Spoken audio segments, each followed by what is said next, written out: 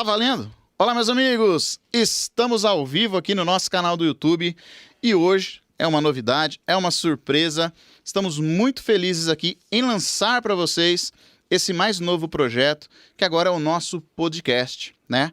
É o 018 Podcast, tá bom? Nós vamos falar hoje sobre esse projeto. Hoje eu trouxe aqui a Carol, porque esse projeto é nosso, então vai ficar entre eu e a Carol hoje, nesse episódio piloto, onde a gente vai apresentar nossas ideias, onde a gente vai conversar sobre esse projeto de uma forma muito legal, muito interessante. Você que já está nos acompanhando aqui, permaneça, fique, já clique aqui para compartilhar esse link com seus amigos, que tem muita coisa legal para a gente falar nesse episódio aqui, tá bom, gente? Então, ó, novidade aí para o nosso canal de numerologia. Nesse podcast nós não vamos falar só de numerologia, mas eu tenho certeza que vocês vão gostar. Carol tá aqui comigo também. Meus amigos, olha como ela tá linda hoje, ó. Olá, pessoal. Muito boa tarde. Bom dia se você for assistir isso depois.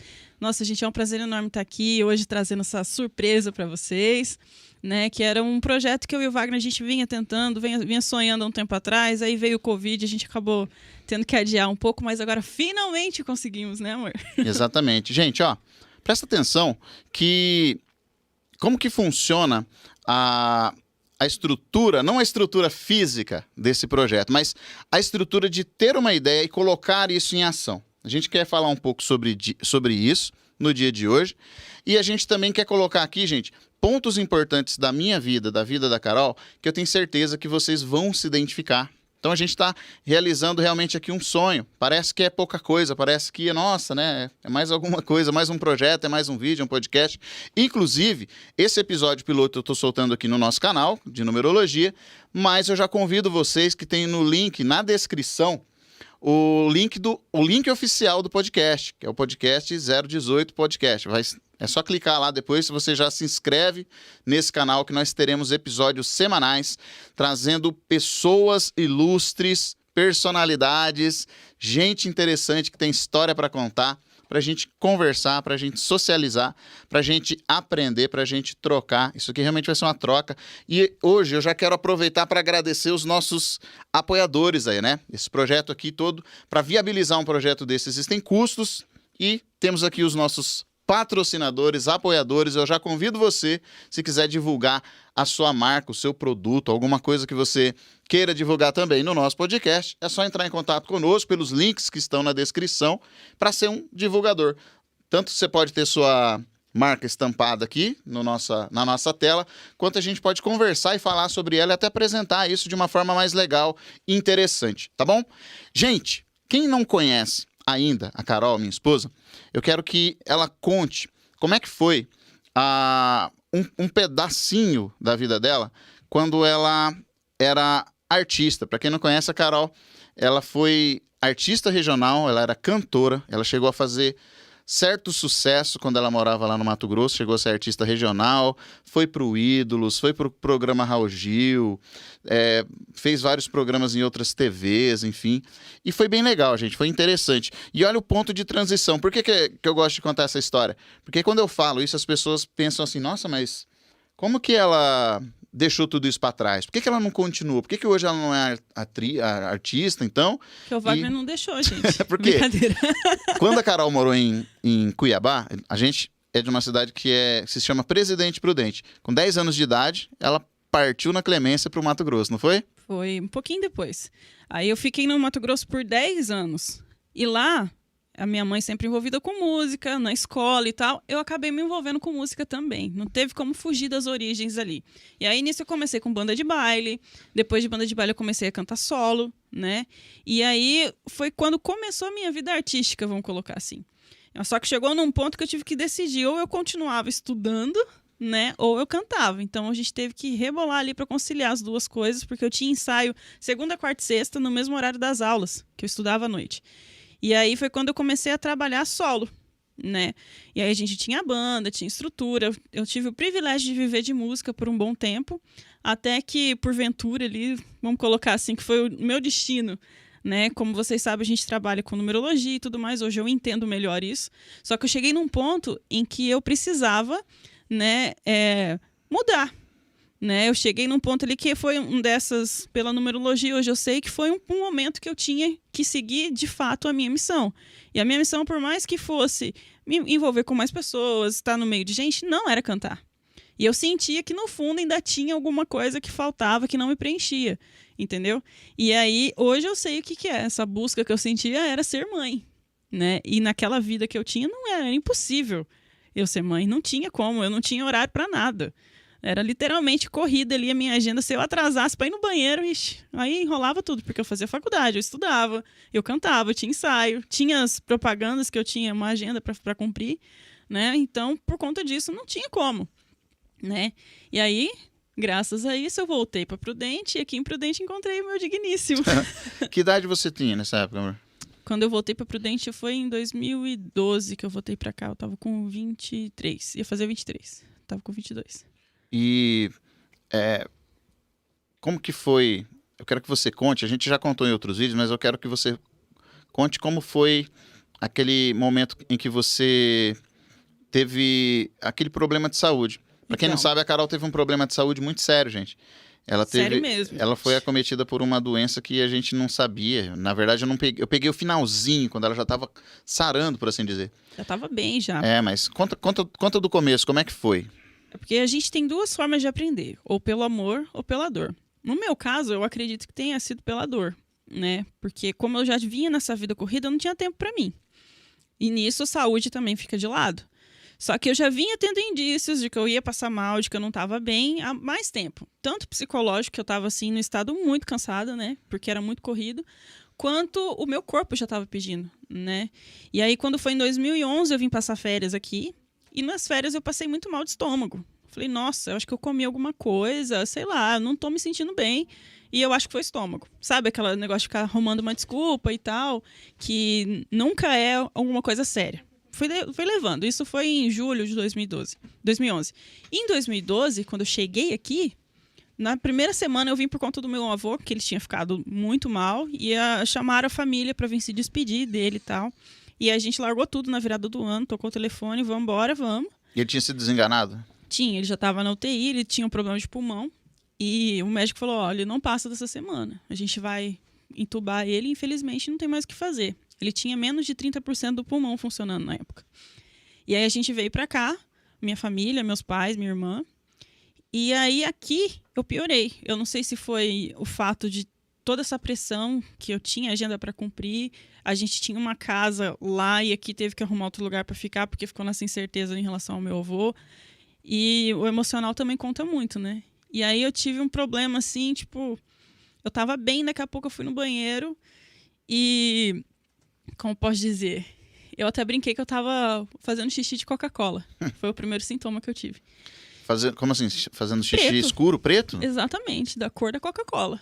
Era igualzinho. Ainda minha mãe brincou, falando, nossa, você só toma Coca, é óbvio que você só vai fazer xixi de Coca, né? Porque era viciada, né? Faz passar distante. Muito bem. Mas foi assim. E no mesmo dia eu fiquei muito mal. Fui pro hospital, cheguei no hospital, ninguém entendia o que estava acontecendo. Porque fisicamente eu estava bem. E nisso começaram uma saga. Eu digo que foi uma saga porque foi de 2012 até 2014. Eu fui para diversos médicos, fiz diversos exames, passei por diversas internações, intervenções. Psicólogos vieram conversar tanto comigo quanto com a minha família que eu teria que entender que a morte era um processo normal e que muito provavelmente eu não chegaria aos 25 anos de idade. Isso no hospital? No hospital. E até que em 2013 foi a pior fase. Foi a pior fase porque eu cheguei num ponto que eu estava fazendo tratamento para... Foi diagnosticado como uma hepatite autoimune, depois de descartar vários outros problemas. Mas né? O que você tinha? Qual era o sintoma? Você fazia xixi preto e o que mais? Eu tive os sintomas de icterícia. Icterícia é aquele... Ficou amarelão. Zóio amarelo. Não é só zóio, não. Eu fiquei inteira amarela. Eu transpirava amarelo. Mas você é amarelo. Você é Então, mas eu ficava mais amarela ainda. Imagina, onde eu encostava, no travesseiro, no colchão, ficava amarelo, no lençol. Entendi. E aí eu fiquei internada. Tive uma lesão no fígado, que era muito extensa. Mas como assim? Lesão no fígado... Lesão no fígado só pra apanhar. Só. Você então, já apanhava naquela época? Não, eu não tinha te conhecido ainda. Então, mas o médico ele concluiu que eu poderia ter sofrido algum acidente. Condizia com um acidente de carro, alguma coisa assim. Falei, não sofri nada. Eu só viajo bastante, mas não aconteceu nada. E aí, na Páscoa, eu comi carne, que eu tinha feito, não vou comer carne, sabe aquela história de da você quaresma, certinho da aquela coisa? quaresma, Sim, não sim. comi carne. Quando eu comi carne, eu passei muito mal. Eu fui pro hospital, assim, desmaiando de dor. Você E eu sentia tenho dor no quê? dor abdominal. Eu tinha muita dor abdominal. Dor abdominal, eu perdi peso, por conta do tratamento, eu perdi cabelo, eu fiquei na cadeira de rodas, eu usei fralda. Eita, mas... Então, tudo era minha mãe, meu pai, a minha irmã que tinham que fazer por mim. Minha irmã teve que fazer tratamento psicológico com medo de eu morrer a qualquer momento. Gente, eu tô perguntando assim, eu sou casado com ela. Aí alguém vai dizer assim, mas ele já sabe de tudo isso. Não. Muita coisa eu não sei. Ele não passou por isso. Porque eu não sabia. passei. Então, ela conta por cima. Foi bem na época que eu tava doente lá e eu não sei detalhes. Eu sei, ela fala assim, olha, eu fiz tratamento para leucemia. Porque o tipo de enfermidade lá é uma... É autoimune, É autoimune, então o tratamento é igual, parecido, pelo menos. É porque o meu corpo começou a rejeitar os meus órgãos. No caso, ele estava rejeitando o meu fígado. Então, eu tive começo de cirrose hepática, mesmo sem beber. Eu tive várias alergias que eu nunca tinha tido antes, eu desenvolvi. Tive parada cardiorrespiratória no ano que eu te conheci. Por quê? Porque eu tomei uma medicação muito forte. Depois nós vamos falar das alergias. Ela tem um monte de alergia. Essa eu sei de quase Várias, todas. gente, várias. E tudo assim, eu descobri fazendo exame. A primeira que eu descobri foi fazendo uma endoscopia, um exame simples. Fui lá, na hora do spray, eu praticamente pacotei. Fui pra UTI, fiquei algumas horas lá. E todo mundo sem saber, porque não podia entrar acompanhante, que eu já era maior de idade. Só que foi uma fase muito difícil. Foi assim... eu tive que realmente aprender pela dor, porque eu tinha uma vida, vamos colocar assim, uma vida com status X, né? Eu ia, eu viajava, eu fazia, eu era independente, eu fazia tudo que eu queria, tinha dinheiro para fazer o que eu queria. Enfim, era outra coisa. De repente eu me vi numa cama, tendo que alguém me alimentar, alguém me limpar, alguém tendo que ficar o tempo todo ali e ao mesmo tempo correndo o risco de qualquer momento ela podia morrer, que era isso que as enfermeiras falavam. Teve um dia que eu fugi do hospital. Não sei se o pessoal aqui de Prudente conhece, eu fiquei internada na HR. E lá tem muita escada. Na hora que vieram me dar uma medicação, eu sabia que eu tinha alergia de pirona. Alergia a dipirona, né? Isso. Essa é legal. Eles erraram 3 vezes. Eu tava com tanto medo de morrer por causa de medicação, não por morrer, porque se morrer eu já tava até acostumando com a ideia. Mas por causa da medicação. Eu falei, não quero morrer desse jeito. Então, se eu for morrer, eu vou morrer em casa. Do jeito que eu tava, com a roupinha do hospital, eu tentei fugir. Tipo filme, assim. Só que ela tem muita escada, gente. Eu me perdi no meio das escadas e não tinha fôlego, porque eu tava com uma lesão de 9 centímetros no fígado. E você tava magrelo? Tava com 47 quilos. 47 quilos? 47. Não. Eu tô com 90, Você tá com quase 90 quase quilos. o dobro. Nossa, 47 quilos. Era só o fiapo. Tá vendo? Parabéns, você venceu a anorexia. Vencia. E aí, nesse dia, eu fui pra casa, os médicos falaram, você vai por sua conta? Eu falei, eu não vou morrer aqui. Vou morrer lá na minha casa, aqui eu não morro. E aí, eu chamei meu tio pra ir buscar. Foi me buscar contrariado de todo mundo. Que não vai. E fui. Aí, passou um tempo, eu melhorei. Porque essa doença, ela é assim. Ela é oportunista.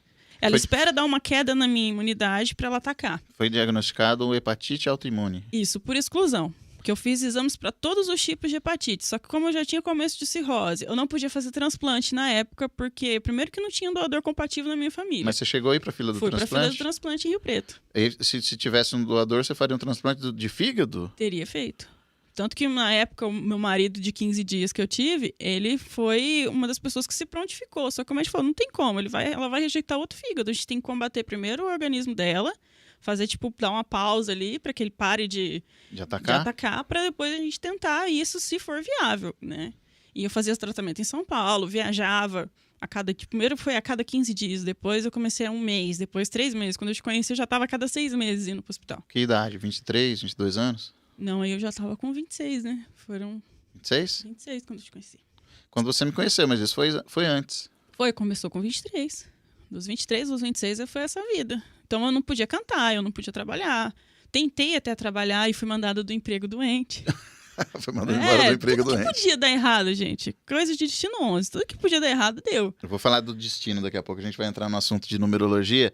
Mas não falando, eu não quero enfatizar muito, principalmente nesse projeto, até nos próprios vídeos aqui do canal, eu já não estou falando muito de numerologia de uma forma técnica, né? Hoje eu soltei um vídeo mais técnico, mas é mais interessante a gente falar de numerologia aplicável, né? Tudo que a Carol... No nosso caso, exatamente. Pura numerologia. numerologia. Eu vivia numerologia. E eu sempre tive muita curiosidade, né? Então, como eu tinha muito tempo livre... né? Foi estudar? Eu sempre estudei sobre esses assuntos, sempre me interessei, né? Nessa fase de hospital, eu tive um apoio muito grande do pessoal do espírita, né? Daqui da comunidade espírita de Prudente, que me deu uma base, assim, para entender. Não, se eu tiver que ir, eu vou em paz. Mas se tiver que ficar, né? Se tiver que morrer, no caso, né? Se tivesse que partir, eu ia em paz. Né? Você já foi conversar com o povo que trocava ideia já com o povo do lado de lá. Já fui saber como que era o outro lado, o que me esperava, porque era a opção que eu tinha. Era mais palpável, mais plausível eu morrer do que eu continuar. O mais legal, gente, é que quando eu conheci a Carol, ela fala... Uma das falas foi assim, né? A gente conversou lá e depois de algum tempo, né? Com um pouquinho mais de intimidade, algumas semanas... Ela falou assim, bom, ninguém precisa esperar nada de mim.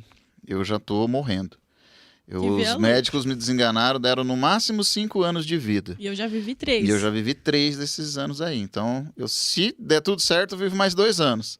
Se não, vai ser antes.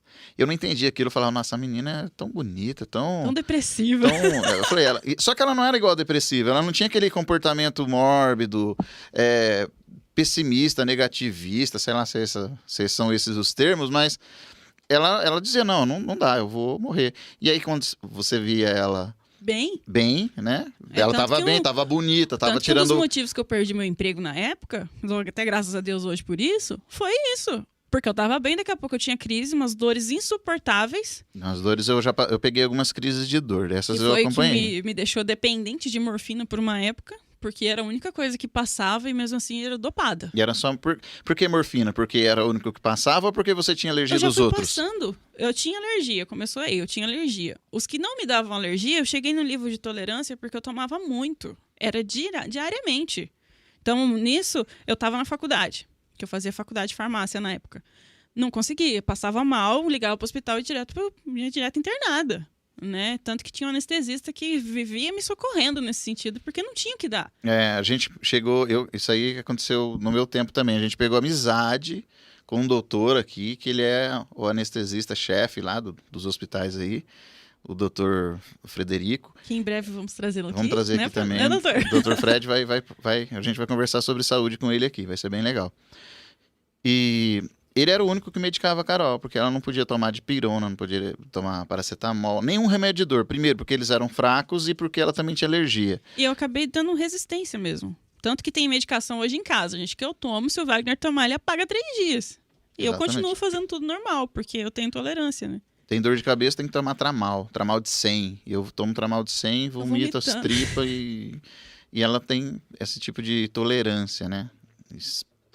Como é que fala? Estranho até isso. Eu estranhei, quando eu comecei a pegar essa fase da Carol, toda essa coisa da doença. Quando eu comecei a ficar com a Carol, a conhecê-la, ela já teve um processo, né, amor? A gente não contou ainda essa parte, porque eu comecei a melhorar, só que as ideias, no meio do caminho ali eu resolvi casar. Não era com o Wagner, gente. Eu casei e fiquei casada no papel por 15 dias. Me relacionei ao todo por menos de 1 ano com a pessoa. Né? Entendo que foi necessário ali no momento, por diversos motivos. Não vou dizer que foi algo ruim, porque acrescentou muito na minha experiência. Tipo, acabei casando de novo, né? Mas não aprendi muito. Enfim, agora é pra sempre, né, amor? Mas foi nesse processo. E aí, quando eu tive a parada cardíaca em 2015, que deu muito ruim... Foi em 2015 que eu te conheci. Foi em 2015. Só que no Natal de 2014 eu comecei a passar mal, eu internei. Quando foi no comecinho do ano, ali em janeiro, eu ainda estava internada, estava marcado biópsia, tudo. E eu tive uma parada daquelas, assim, que quem estava em volta achou que eu tinha morrido. Tanto que minha avó panicou, minha mãe. Esse meu ex-marido também teve chilique lá. Foi nessa que seu pai desmaiou?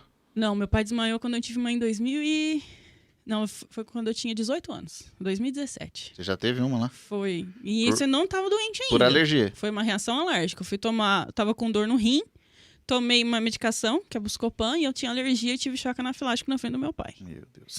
No meu aniversário de 18 anos, olha isso. Alergia Buscopan, olha isso. Então, e aí, quando em 2015 eu tive essa reação alérgica de novo, que a gente acredita que tenha sido isso, porque eu tava tomando muita medicação e eu acho que saturou, porque imagina, com 40 e poucos quilos, tomar morfina de 3 em 3 horas. Nossa. E aí, meu corpo não aguentou. Não aguentou. E aí, quando eu fui pra casa, meu ex-marido me deixou na casa da minha mãe e não voltou até hoje. Quando eu pedi... Ele te deixou lá. Me deixou lá. Como assim? Ele falou, ó, ele trabalhava na área da saúde. Você tava internado. Sim. E ele ficava indo lá. E aí você teve alta. Tive alta. Você teve a parada cardíaca. Sim. E melhorou dela, saiu dela. Melhorei dela, saí. Só que depois a gente soube que teve um dedinho ali na medicação, porque por ele trabalhar na área da saúde, ele acabou interferindo e provavelmente foi uma das coisas que... A quantidade, né, que ocasionou. Remédio. Isso, que ocasionou. Entendi. E eu acho que senti um pouquinho de culpa. Ele me deixou na casa da minha mãe e falou, ó, quando acabar meu plantão eu volto. E aí nisso eu estressei. Falei, não moro aqui, eu quero ir pra minha casa. E ele falou, não, quando eu terminar eu volto, fica calma aí. Você já era casada e morava com ele? Já tinha minha casa, tudo, morava longe da minha mãe. E aí, como eu tinha feito a biópsia, eu não podia levantar. Porque mesmo doente ainda tinha Biópsia do quê? Do fígado. A biópsia de órgãos, assim, tipo fígado, é quase um procedimento cirúrgico, não é? É, mas como o fígado não tem inervação, então ele não dói. Então eu fiz, só que como eu estava muito debilitada, podia ter o risco de hemorragia. Entendi. Então eu fiquei deitada lá, tinha tido a parada cardíaca, tudo. Então eu tive que ficar em casa de repouso absoluto. Quando eu ligo para poder pegar minhas coisas, ninguém atende. E eu só tava com a roupa que eu tava no hospital. E aí, nisso, eu falei, quer saber? Não é para ser. Eu comecei a ligar os pontos, falei, não, acho que não vou conseguir conviver com uma pessoa que interferiu de uma forma que ocasionou um problema tão sério na minha vida. E aí eu falei, não quero mais. Mandei mensagem que não queria mais, a pessoa não me respondeu. Passou isso. Ele tava trabalhando. Mas uma hora a pessoa para de trabalhar, né? Passa um mês, passa 2. Eita! Deve ter acabado esse plantão, não é possível, né? Mas chegou a ficar tempos assim? Foi, ficou. Deixou você lá e não voltou Não naquele dia? voltou naquela semana. Naquela semana? Naquele mês. Eita! Não voltou. E a gente tentou contato e não conseguia. Aí foi quando eu entrei judicialmente para pedir o divórcio. Então você já estava separado? Tava, porque eu já estava em outra casa. Só que as minhas coisas não estavam tudo na outra casa. E você estava doente? Tava doente, então não podia levantar. Então, quando passou essa fase, foi, pai, busca as minhas coisas. Pra minha mãe buscar as minhas coisas. Avisei a minha, até então, sogra. E aí foi quando começou o maior rolo. Que foi antes de eu te conhecer. Né? Isso foi em fevereiro e em março. Aí eu pedi o divórcio. Teve que ser litigioso, porque ele não quis assinar o papel. Não queria que eu tirasse nem o sobrenome dele. Que ideia, né? Mas coisas que aconteceram na minha vida. Sim. Que me levaram a ser quem eu sou hoje. E aí eu quis passar logo dessa fase. E no dia, gente, que eu assinei o divórcio, um amigo meu, que você depois conheceu, o Tony, ele tava fazendo um evento aqui em Prudente. A gente vai trazer o Tony aqui, que ele tem muita história legal para contar também. Nós vamos trazer muita gente legal aqui, gente. E é assim, e ele nesse evento que ele tava fazendo, ele fazia muito tempo que eu não cantava, né? Porque eu tava doente, depois porque eu casei, enfim. E aí ele falou, Carol, vamos divertir, vamos passear e tal. E ele me levou pra ir cantar nesse lugar, que ia ter uma banda que ia tocar. Isso foi à noite? Foi à noite. E de dia você assinou o divórcio? De dia. À tarde eu assinei o divórcio. Tarde. E aí, 7h30, depois que eu tinha ido nos espíritas lá, que era que eu tava fazendo acompanhamento. Ah, você foi numa reunião? Fui na reunião, lá em Machado, e que é uma cidade pertinha daqui. E aí, à noite, eu fui. E aí, quando eu fui, ele me marcou na foto e marcou você também. O Tony? O Tony. Então, porque eu tinha uma banda nessa época, tocava numa banda Agora conta, amor, a sua fase até chegar aí, porque eu consegui chegar onde eu te conheci. Agora é sua vez, conta. Como que era a história do Wagner antes de Carol? Eu tinha uma banda de blues e rock clássico que a gente tocava. Inclusive, o baterista dessa banda é um dos nossos diretores aqui, produtores desse projeto todo aqui. E a gente tinha uma data para tocar nesse evento no mesmo dia que a Carol fez uma participação. Então o Tony era o produtor geral lá. Era show de outra pessoa. E ele falou, Carol, canta um pouquinho lá. A Carol deu uma canjinha, cantou lá e marcou a Carol, marcou eu também, porque eu tinha banda. E ele muito curioso. Eu fui dar uma olhada lá, falei, olha que legal o povo que participou do evento, ó, tem essa menina aqui, olha que bonita, eu vou adicioná-la. Pá, adicionei no Facebook. E a gente tinha muita amiga comum na época, né? Tinha vários, mas por causa de música. E eu visitei o perfil do Facebook, só cantando, cheio de foto com artista, eu falei, essa menina é famosa, hein, toda bonita. Não parecia que tava doente. E eu não gostava também de expor. né? Porque eu achava que, tipo assim, como eu já tinha uma carreira antes, eu falava, não é legal eu mostrar foto de fralda aqui. Na Ou época, então isso em daqueles 2015, programas. 2015 ela tinha uma página no Facebook lá com mais de 20 mil seguidores, que para aquele momento Era ali muito. era bastante. Hoje em dia, talvez não seja tanto, mas dependendo do nicho aí, mas na página época, dela né? tinha muita gente e eram fãs realmente, tinha fã-clube da Carol Conde, olha só. Se você Sim. procurar no YouTube aí, Deve ter alguma Carol coisa Conde ainda. deve ter vídeos antigos aí, soltos em vários canais aí, né? É que eu fiz bastante entrevistas e tal, tinha propaganda que eu participava. E foi ali que eu tive o primeiro contato com a Carol. Mas deixa eu contar um pouquinho antes. Por que as pessoas se identificam com certas histórias? Eu vou voltar na história da Carol para fazer uma pergunta. Eu quero que vocês fiquem comigo aqui, que uma das perguntas mais importantes que eu vou perguntar para todos que estiverem aqui é o que eu não respondo agora, mas o que a sua dor te ensinou? Depois você responde, vai Vamos pensando, refletir. vai pensando, vai refletindo. Por que é isso, gente? Porque tudo que faz bem, tudo que é bom pra gente, tudo que nos bota pra cima, dói. Tudo dói. Nascer dói, né? Respirar dói, por isso que a criança chora. Nascer dói pra mãe que tá tendo parto ali, dói pra mãe, dói pra criança que tá nascendo. Enfim, aprender dói. Todo o processo de aprendizado, estudar, ficar ali, ó, meter a cara nos estudos, nos livros, ou mesmo aprender pela dor, igual a Carol falou aí. Sim, aprender pela dor. Dói, o aprendizado... Tanto que eu tirei de letra, né, amor? 2 partos normal, natural, sem indução nem nada, sem até antes da hora. E prematuro. Prematuro, sem anestesia nenhuma, porque eu senti muita dor na vida, Então, ó, literalmente. Você que está nos acompanhando aí, já pensa nisso, porque eu tenho certeza que você tem uma dor. Você já passou por momentos ruins. A gente não vai ficar lamentando aqui, porque nós somos gratos. Mas E a gente entende por quê, a né? gente entende que tudo tem um propósito, tudo corre pela ordem. Mas o que a sua dor te ensinou? O que a sua dor te ensinou? Vamos voltar. Voltar lá na minha... Vamos contar um pouco da minha dor. Já contei algumas coisas aqui também, né? Eu sempre fui... Mas conta de novo, amor, porque como a gente vai colocar no canal novo, pode ser que as pessoas não conheçam Esse a sua vídeo história. aqui, gente, ele vai ficar disponível nesse canal. Os próximos episódios a gente já vai fazer no outro. Então já se inscreve lá, gente. Já Já se corre inscreve. lá, Tá no link na descrição aí. ativa o sininho pra quando a gente entrar com vídeo novo, você já E essa já semana já vai ter receberem. episódio novo lá. Aqui, ó, quem estiver acompanhando agora, quiser mandar superchat, quiser mandar, Fica à vontade. fique à vontade também, ser um apoiador do canal, enfim. Bom, ó, eu nasci numa cidade pequena, se chama Rancharia. É pertinho aqui Pertinho aqui de Prudente, 50 quilômetros. E aí eu tenho que explicar por que Rancharia, porque foi uma cidade que foi construída com ranchos, rancho mesmo, de cabaninha, rancho. Né? Os trabalhadores ali da estrada Sorocabana, estrada de ferro, eles construindo ali, trabalhando nessa estrada, eles foram fazendo os ranchos para ficar acampados. E a partir daí surgiu essa cidade, por isso que o nome dela é Rancharia. Enfim, tem muita história legal dessa cidade. Depois eu vou trazer personalidades dessa cidade, importantes também, que vai ter muita história legal para contar aqui. Por isso o 018. Por gente. isso o Já 018. vou fazer o gancho aqui. O 018 é o prefixo da nossa região aqui, tá?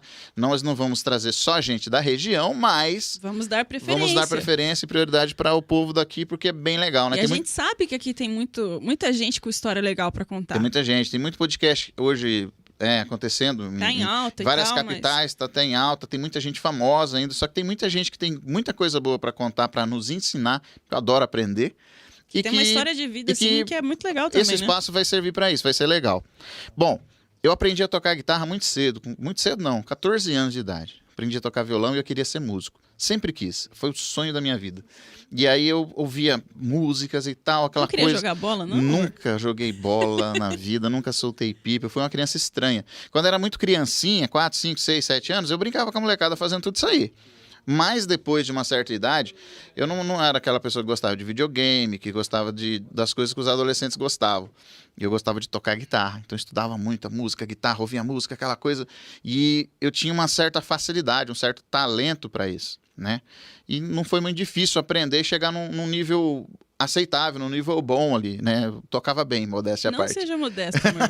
É verdade, gente. Ele toca muito bem. Entendeu? Até hoje. Aí, o que aconteceu? Comecei a tocar na igreja, comecei a tocar em algumas bandinhas e tal. E sempre tentando viver de música. Eu nunca consegui, por quê? Sempre baseado em crenças limitantes. Oportunidades que eu tive de acontecer na música, eu não aproveitei por conta de ter essa cabeça pequena, mentalidade pequena, eu não acredito, eu não sei se eu posso, eu não tenho dinheiro. O maior vilão dessa história toda foi eu não ter acreditado, né? Só que tem um propósito maior por tudo isso. Não era para eu ser também e conseguir viver de música de alguma forma, até porque eu já vivi de música, né? Eu nunca fui famoso porque nunca foi uma pretensão, mas eu cheguei a viver. Por mais de 5, 6 anos eu vivi de música. Inclusive o Dossualdo, que é o nosso produtor aí, ele vive de música até hoje. Agora que ele está trabalhando na nossa equipe aí, mas ele ainda vive de música, né?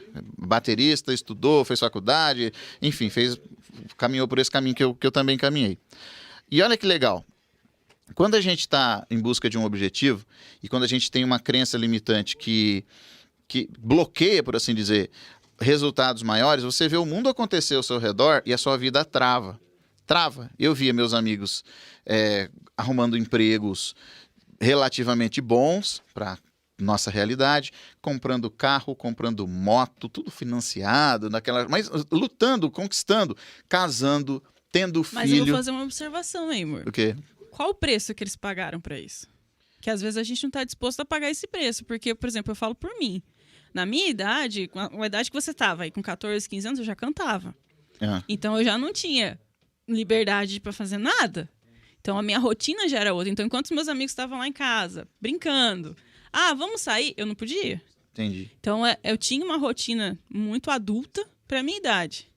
Né? Eu acho que você entende também, porque você começou a trabalhar muito cedo, né? Sim, com 11 anos de idade eu comecei a trabalhar e entrei numa oficina mecânica. Minha família colocou para trabalhar numa oficina. E eu trabalhei 2 anos, se não me engano. E ali, eu não gostei, não queria, não quero, muito sujeira, eu sou muito chato pra sujeira. Muito, gente, demais. Muito, eu tenho mania de limpeza, assim, de, olha, vai sujar, vou sentar aqui, tá com sujeira, eu não fico. Eu sou chato, né? Mania de frescura. Então, e aí eu trabalhei 2 anos em oficina. Aí o dia que eu chorei lá pra minha mãe e pro meu pai, eu falei, eu não quero mais trabalhar, não quero isso, eu quero com meus amigos brincar, fazia natação, fazia capoeira, fazia judô. Eu falei, é isso que eu quero fazer, eu sou um moleque, eu tinha 12 anos de idade, então eu queria isso. E minha família falava assim, você tem que aprender uma profissão, se for mecânico, você tem uma profissão, você vai ganhar dinheiro, olha lá o patrão seu, ele tem uma casa boa, ele tem um carro bom, os filhos dele estudam na escola particular. Eu, na criança de 12, 13 anos, não queria saber disso, falei, não tem importância, não quero saber, não é hora de pensar nisso, enfim. Chorei, minha mãe tirou da oficina. E aí não fiquei 2 meses parado, meu pai já levou para trabalhar com ele numa sapataria, meu pai era sapateiro, ele falou, você não quer trabalhar? Você tá sem dinheiro aí, ó. Vamos lá trabalhar, você vai trabalhar na sapataria, passar cola, pregar a taxinha lá no salto lá dos sapatinhos, não sei o que lá e tal. Você aprende rapidinho, vamos. E aí eu fui. E aí eu fui até os 18, 19 anos. Dos 12 ali, dos 13 ali, até os 18, 19. Então, nessa fase. E aí o que eu fazia? Trabalhava, nos primeiros anos ali, o primeiro ou segundo ano trabalhando, eu estudava de manhã, trabalhava à tarde. E depois eu passei a trabalhar o dia todo e estudar de noite. E o hobby ali, o negócio era guitarra. Eu falei, não quero, ainda estou trabalhando aqui. E o que me possibilitou ganhar um dinheirinho para comprar meus equipamentos. Que eu tinha uma guitarra legalzinha, eu tinha pedais, eu tinha coisas que para mim eu não tinha carro, eu não tinha moto, eu não tinha nada disso, mas eu tinha minha guitarra, eu tinha as coisas que eu gostava, né? Depois dos 18, 19 anos, eu só tinha isso também. Só que esse tipo de profissão não existe mais, não existia, né? Na época já era fraco trabalhar de sapateiro. Era tudo industrializado de uma outra forma. E meu pai já era aposentado, né? Praticamente aposentado. Então ele fazia esses bicos trabalhando de sapateiro numa sapataria lá, mas quase que de forma informal. E eu fui trabalhar junto e nesse meio tempo, todo mundo que tinha minha mesma faixa de idade ou foram estudar para fazer curso, faculdade, curso técnico, na época estava muito em moda isso aí, ou entraram em indústrias que tinha na minha cidade lá, e eu fiquei para trás, eu não conseguia depois trabalho, emprego. E aí eu fui dar aula de música, de guitarra, aula de violão. Eu tinha ali meia dúzia de alunos e eu fazia uns bicos numa oficina de um amigo meu lá, que trabalhava como luthier. Luthier é aquele profissional que cuida, né, que constrói instrumentos musicais e presta manutenção. O Robertão, ele é falecido agora.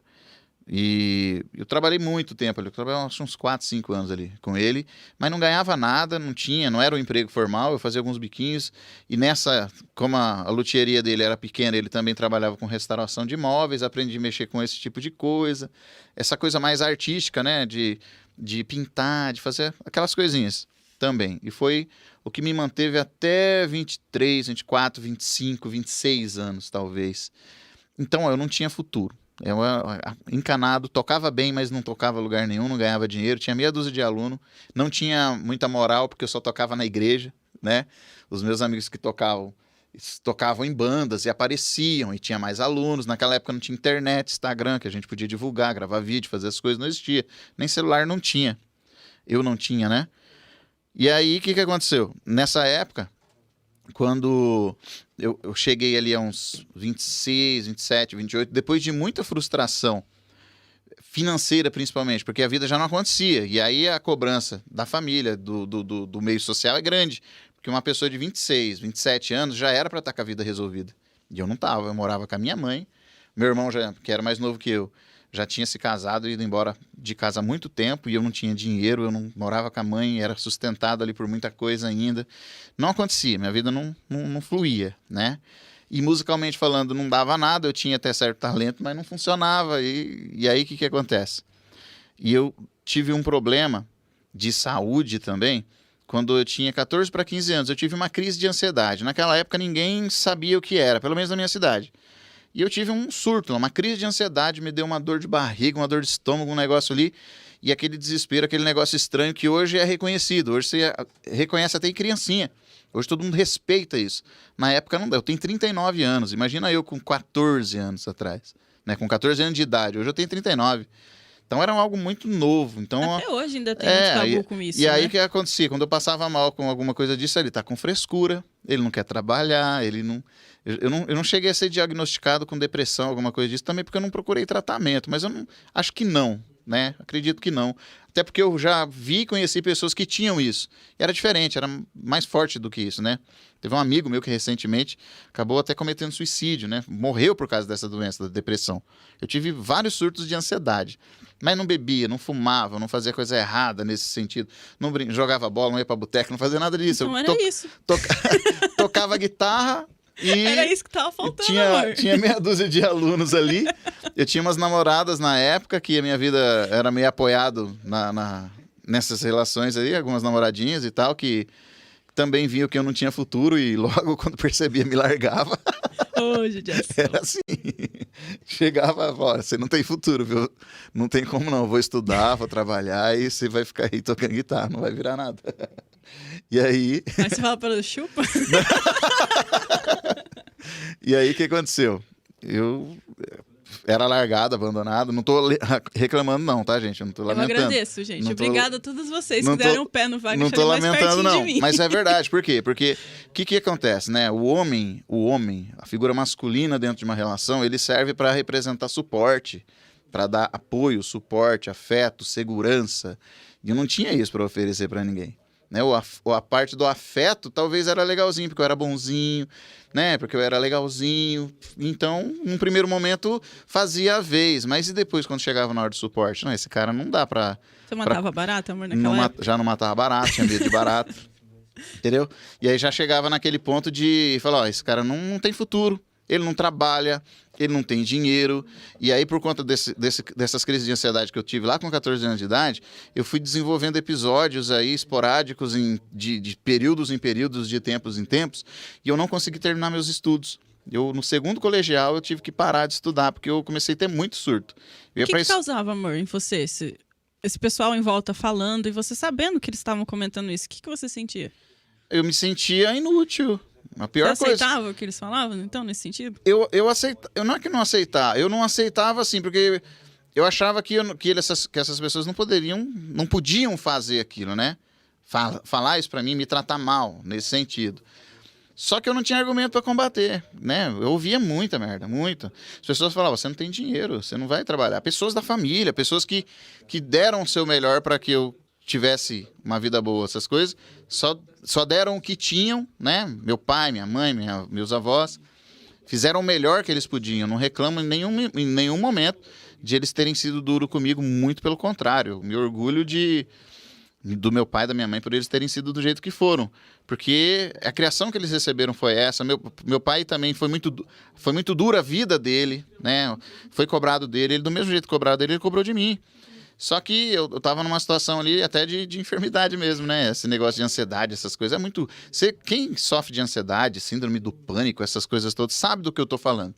Graças a Deus eu não cheguei nesses pontos de ter síndrome do. Eu tive um ou dois episódios esporádicos ali, de eu ficar 3, 4 dias ali enfurnado, socado dentro do quarto, sem conseguir sair, sem conseguir comer, com dor, com crises que chegaram a ser físicas. Fora essas, as outras eram só cabeça, desespero, esse tipo de coisa. Quando eu cantava, eu tive algo parecido. Só Teve? que no meu caso ali era tipo pânico. Eu não conseguia sair sozinha. Não, eu tive pânico. Não Eu tinha conseguia. pânico. Eu cheguei a ter pânico que eu tinha muletas. Tinha gatilhos em mim. Gatilho, mas eu tinha gatilhos para resolver. Por exemplo, assim, Rancharia é uma cidade pequena.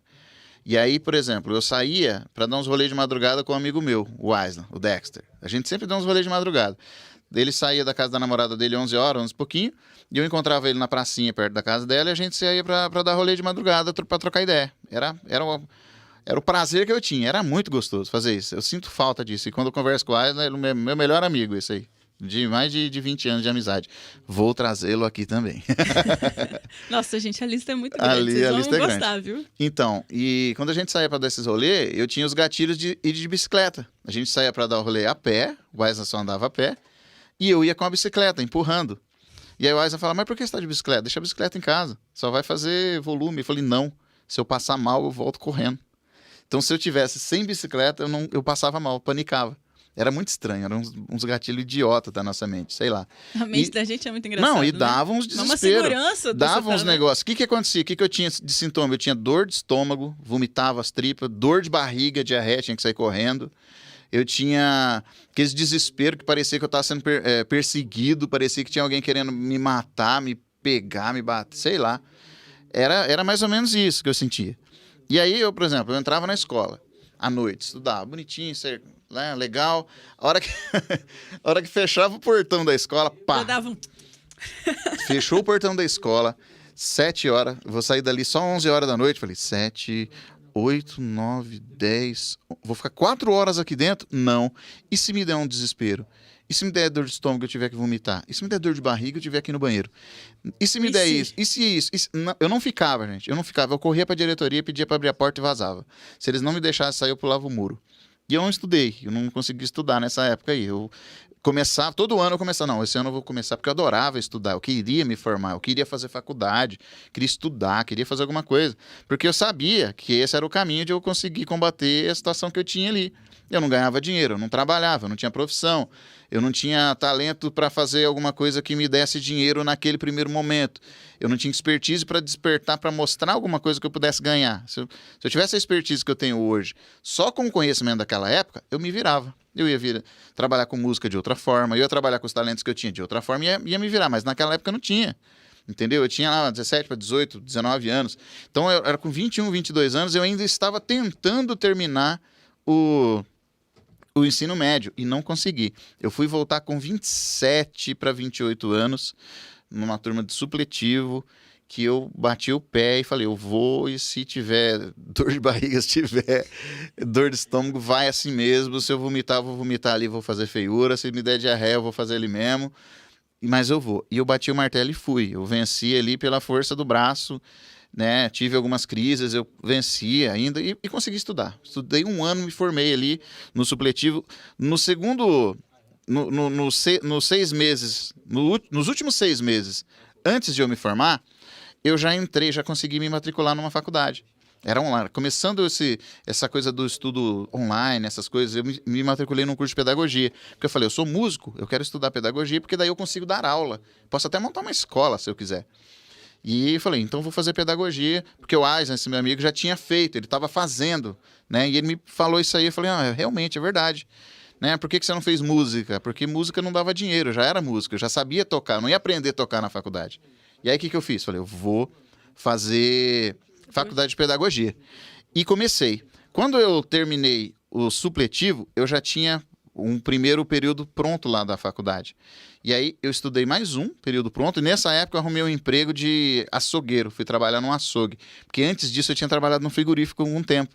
Consegui arrumar um emprego no frigorífico, aprendi a mexer com carne, essas coisas assim, né? Eu trabalhava no controle de qualidade, então eu via muito. Então, a teoria eu sabia. Depois, quando eu fui trabalhar no supermercado, no açougue, eu aprendi a lidar, desossar, cortar, fazer. E aí, foi o que pagou minha faculdade. E nessa época, eu tinha 27 para 28 anos. Eu já estava começando a ter um pouco de responsabilidade.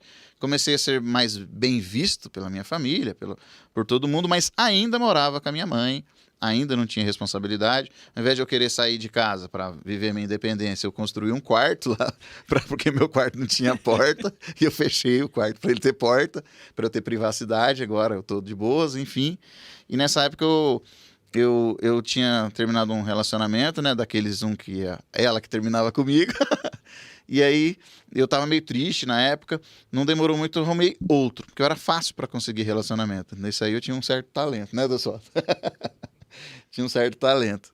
E aí eu consegui arrumar uma outra, comecei a conhecer uma outra pessoa, e essa pessoa, ela era 2 anos mais velha que eu, um pouco mais madura, mulher geralmente é mais madura. E aí o que aconteceu? Ela que criou a situação para eu sair de casa e viver uma vida. Quando ela engravidou, a gente namorou 1 mês e ela engravidou. E aí, 1 mês não, quase 1 ano a gente namorou e ela engravidou. 7, 8 meses, ela ficou grávida. Aí ela falou, agora a gente tem que morar sozinha, a gente tem que ter uma casa, não sei o que lá. E eu trabalhava no açougue, ela tinha o trabalho dela também, ela já estava... A gente tinha uma estrutura mais ou menos assim, básica, né?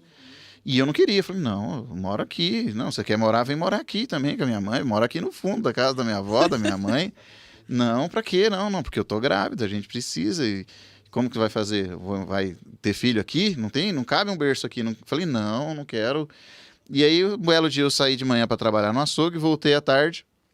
E eu entrei na casa da minha mãe falou, ó, você não mora mais aqui não. Falei, não, onde que eu moro agora? Falou, você mora na casa que a sua mulher arrumou. Ela ajeitou tudo, arrumou uma casa lá, alugou, colocou os móveis que ela tinha na casa dela, uns que a minha mãe deu, uns que o meu pai deu lá, e montou uma casa pra nós. Beleza. Eu não gostei muito da ideia, mas... Até hoje ele não gosta de mudar, gente. Não gostei muito da ideia, mas fui morar sozinho, casado não, né? Eu tava amigado, amancebado com outra pessoa. E aí, gente, ó, começou todo... O processo de amadurecimento da minha vida começou aí, porque nessa fase eu comecei a tocar na banda que eu tocava com o Thiago aqui, nessa época. E aí com essa banda a gente começou a ganhar dinheiro aqui na região.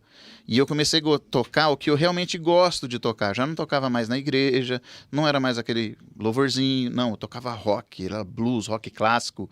E eu estudei muito tempo isso. Então eu consegui desenvolver, criei uma certa linguagem musical, a gente começou a fazer... show na redondeza aqui da nossa cidade, no 018 todo aqui, e até para alguns lugares longe, e a gente começou a fazer barulho mesmo, a gente começou a ficar famosinho na região, né? Porque era muito legal a nossa banda, né? O André, que era o rapaz que era o líder lá, ele tem uma desenvoltura muito legal, toca muito bem, tocava contrabaixo, gaita, cantava. O Thiago era o baterista, eu era o guitarrista, e a gente fazia... Era diferente. Apesar de tocar cover, era muito diferente, era muito legal. E nessa época eu comecei a ganhar dinheiro com banda. E aí, ó, melhorou o lado. Comecei a ganhar um dinheirinho com a banda, trabalhava no açougue de dia, à noite, nos finais de semana eu tocava. E tava com a vida relativamente engatilhada. Quando nasceu o bebê, que eu tava grávida, ele nasceu com um problema de saúde.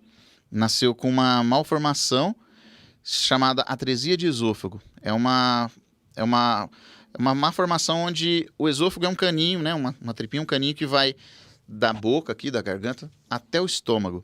Quando a criança nasce com atresia de esôfago, esse tubinho ele não tem conexão com o estômago. Ou ele desce e cria uma fístula e vai para os lados, ou ele desce, para no meio aqui, trava sem conexão com o estômago. E do estômago para cima, né, a continuação dele fica no meio do caminho também. E esse filho que eu tive, ele teve esse negócio. Então ele tinha um espaço assim, ó, de 2 centímetros e alguma coisa de conexão. O caninho descia, ficava até aqui. Subia, ficava até no meio do caminho. Um espaço de 2 centímetros de conexão para ligar ali, ó. Então ele não engolia. Tava Ele- faltando, então, 2 centímetros. Faltava 2 centímetros. Então ele engolia na saliva, tudo, qualquer coisa se ele fosse comer, caía no caninho e chegava até aqui e enchia. Então se ele engolia a saliva, enchia e ele engasgava. E aí ele teve que usar um sugadorzinho daquele, igual a De gente, dentista? igual aquele que vai no dentista para tirar a saliva, porque não tinha conexão com o estômago, não engolia. 3 dias de nascido, ele teve que fazer uma cirurgia para colocar uma sonda no estômago. Uma sonda não, né? Um tubinho ali, um caninho, para ele receber a alimentação, receber o leite. E ele foi crescendo, o médico falou, você vai ter que crescer um pouquinho, 1 mês, 2 meses, 3 meses, não sei, até a gente conseguir fazer a cirurgia de correção disso aqui. É, em tese, um processo simples, ele não tem doenças, ele só não tem um pedacinho um pedacinho do corpo dele nasceu errado. O médico ainda dava o exemplo, ele poderia ter nascido sem o dedo mindinho. Não seria muito bonito, não seria muito estético, mas não faria falta. Agora, esse pedacinho do estômago dele faz falta, esse negócio. E ele não vai conseguir viver, comer, entendeu? Então a gente vai ter que cuidar. Aí teve que se adaptar àquele negocinho do caninho para tomar leite ali. E a minha, então, mulher na época, né? Não era esposa ainda, porque eu não tinha se casado. Ficou cuidando dele, ele ficou 3 meses internado. Até dar o dia de fazer a cirurgia, né? O médico, o cirurgião, conseguiu fazer a cirurgia, deu tudo certo lá. Isso lá em Rancharia? Aqui em Prudente. Foi aqui? Ele ficou internado aqui no Hospital Estadual na época. Foi em 2012. Ele nasceu em novembro de 2012. Então passei esse final de ano ali de 2012 no hospital, junto com ela também. Porque ela ficou os 3 meses aqui internada junto com ele, para cuidar. Alguém teve 2012 bom aí, gente? Vocês estão assistindo? Porque o meu foi horrível, do Wagner também. Não então, foi muito bom, porque né? ele não podia ir para casa porque não tinha aquele sugador. Ele dava para ir para casa porque ele não precisava de cuidados médicos ali. Então ele não tinha acesso, não tinha nada tomando. Ele só tomava leitinho por aquele caninho. Era só dar um leite por ali, não tinha problema. Só que ele tinha que sugar aquele negocinho. Então a assistência social do hospital até estava conversando, viabilizando alguma forma de levar uma maquininha daquela emprestada para sugar e para ficar em casa. Mas não deu tempo. Porque ele fez a cirurgia, deu tudo certo. 2 dias depois da cirurgia, ele teve uma complicação. Ele teve um pneumotórax, que fala. O pulmãozinho, acho que do lado direito dele, murchou e não inflava mais. E o ar daquele pulmão que murchou ficou dentro da caixa torácica. Então ele teve essa complicação ali, ninguém sabia dizer por quê. E por conta disso ele precisou ser entubado. No que ele foi ser entubado, destruiu a cirurgia que foi feita aqui, porque aquele tubo vai lá na garganta, lá no esôfago. Então o caninho que estava costurado com ponto ali, destruiu, né? Então perdeu a cirurgia. E por conta dele ter tido essa complicação, o sistema imunológico dele baixou, ele teve que tomar algumas coisas. O buraco, né? A cicatriz ali, o corte da cirurgia foi grande, ele era um bebezinho pequeno, e o corte da cirurgia era grande, aquilo infeccionou, enfim, ele contraiu infecção hospitalar e 7 dias depois da cirurgia, infelizmente, ele veio a falecer. Então foi um ponto de dificuldade muito grande. A pessoa que era minha esposa na época, que morava comigo na época, a mãe dele, acabou para ela o mundo, acabou a vida para ela, não sei como que ela está hoje, mas quando a gente se separou, 3 anos depois disso, ela já estava melhor, conformada com a história, mas não estava bem porque perder um filho não é fácil. E eu nessa época, estava ainda quase terminando a minha faculdade e eu foquei no meu estudo, terminei minha faculdade, comecei a dar aula, me casei com ela formalmente no papel, ali meses depois dele ter falecido, pra gente tentar fazer aquilo dar certo, né? Falar, olha, pra não falar que a gente casou só por ter filho, alguma coisa, não, nós perdemos o filho, mas a gente vai se casar, enfim. E eu consegui viver 3 anos. Só que ela teve esses episódios de depressão muito forte, né? Até aceitável, né? Até compreensível, né? Por causa disso. Eu não tinha muita estrutura ainda para apoiá-la do jeito que era necessário. Eu tentei me apoiar de outra forma, que para mim também foi dolorido. E aí, o que aconteceu? Seu luto, então, você pode dizer que você resolveu estudar para compensar? O luto ali foi difícil. E aí, naquela época, eu não tinha um conhecimento espiritual de nada. O conhecimento que eu tinha era religioso, com base no catolicismo, com base na igreja evangélica, que só diz assim, olha, Deus sabe todas as coisas. Consola alguém? Não. Não consola. E eu falo por experiência própria, nem pra quem tá morrendo, viu? Então, porque olha, teve até um episódio que a pessoa falou isso pra mim lá no hospital. Falou, ó, você tem que aceitar, Deus quis assim. Então, eu fui quase que criado na igreja pela minha avó, e a gente aprende, né? Deus é amor, Jesus morreu para que você tivesse vida. Se você crê, antes de acontecer o negócio, ele pode curar para fazer. E não aconteceu comigo. Meu filho morreu. E a gente eu cria ali, acreditava e tal, e deu errado. No final das contas, falhou. E aí? O que eu fiz? Nessa época, eu entrei em parafuso, eu fiquei doido. Eu comecei a procurar confirmação. Eu procurei, eu tentei confirmar de alguma forma que Deus não existia. Eu queria descobrir que Deus não existia. Falei, não existe uma prova cabal de que Deus existe. Porque não é provado por meios do paradigma da ciência. Não dá para se provar que Deus existe. Só que também não dá para provar que ele não existe. Entendeu? Entendi. E aí eu falei, não, vamos procurar argumentos plausíveis, né, de pessoas que são ateus e agnósticos para dizer, porque eles se convencem. Então eu tenho que descobrir que Deus não existe. Porque se eu descobrir que Deus não existe, eu vou ficar feliz. Te daria um conforto. Me dá um conforto. Falar, não, porque Deus não existe, então tá, eu orei, pedi a Deus, não deu certo porque ele não existe, né? Eu fui bobo em querer acreditar. Agora, se eu descubro que ele existe e deixou acontecer um negócio desse comigo, né, com meu filho, com o bebezinho que a gente já amava tanto, eu falei, não é possível. Não é possível ele existir e deixar acontecer um negócio desse. Porque se Deus existe, deixou acontecer isso com uma criança... eu entrei em parafuso, eu fui estudar, eu estudava já, eu estava terminando minha faculdade. Antes de terminar a faculdade, eu comecei 2 pós-graduação. Quando eu terminei a faculdade, meses depois, eu terminei 2 pós-graduação. Já peguei estágio na prefeitura da minha cidade, mandei um projeto lá de musicalização infantil, comecei a dar aula. E foi poucos meses depois do meu bebê nascer e morrer, eu comecei a dar aula numa creche que tinha os bebezinhos na mesma idade dele. Como que era lidar com crianças? Eu vi aquele monte de criancinha da mesma idade dele lá e eu ficava pensando, falei, nossa, eu ia ter o meu bebê assim, e eu ia pegar ele no colo, eu ia fazer e ensinar ele a andar, mas foi muito, e eu estava dando aula de musicalização infantil. Musicalização infantil para criancinha de creche é quase recreação. Você cantar musiquinha e dar risada e fazer gestinho, e ter que ficar feliz ali. E eu era esse cara, careca, hoje eu tenho cabelo, mas eu não tinha. Careca, cheio de tatuagem, cheio de roupa de rock and roll, que eu tocava nessa banda de rock, dando aula pra criancinha. Então era barbudo, estranho, barbudo, já tinha barba. Era esquisito demais, era estranho. As professoras que trabalhavam comigo achavam que eu era gay. Eu falei, esse cara é gay, Todo fresco. Ele não foi trabalhar em coisa de homem, ele veio trabalhar de pedagogia na escola porque é coisa de mulher. Até então, nessa cidade, muita gente ainda pensava assim.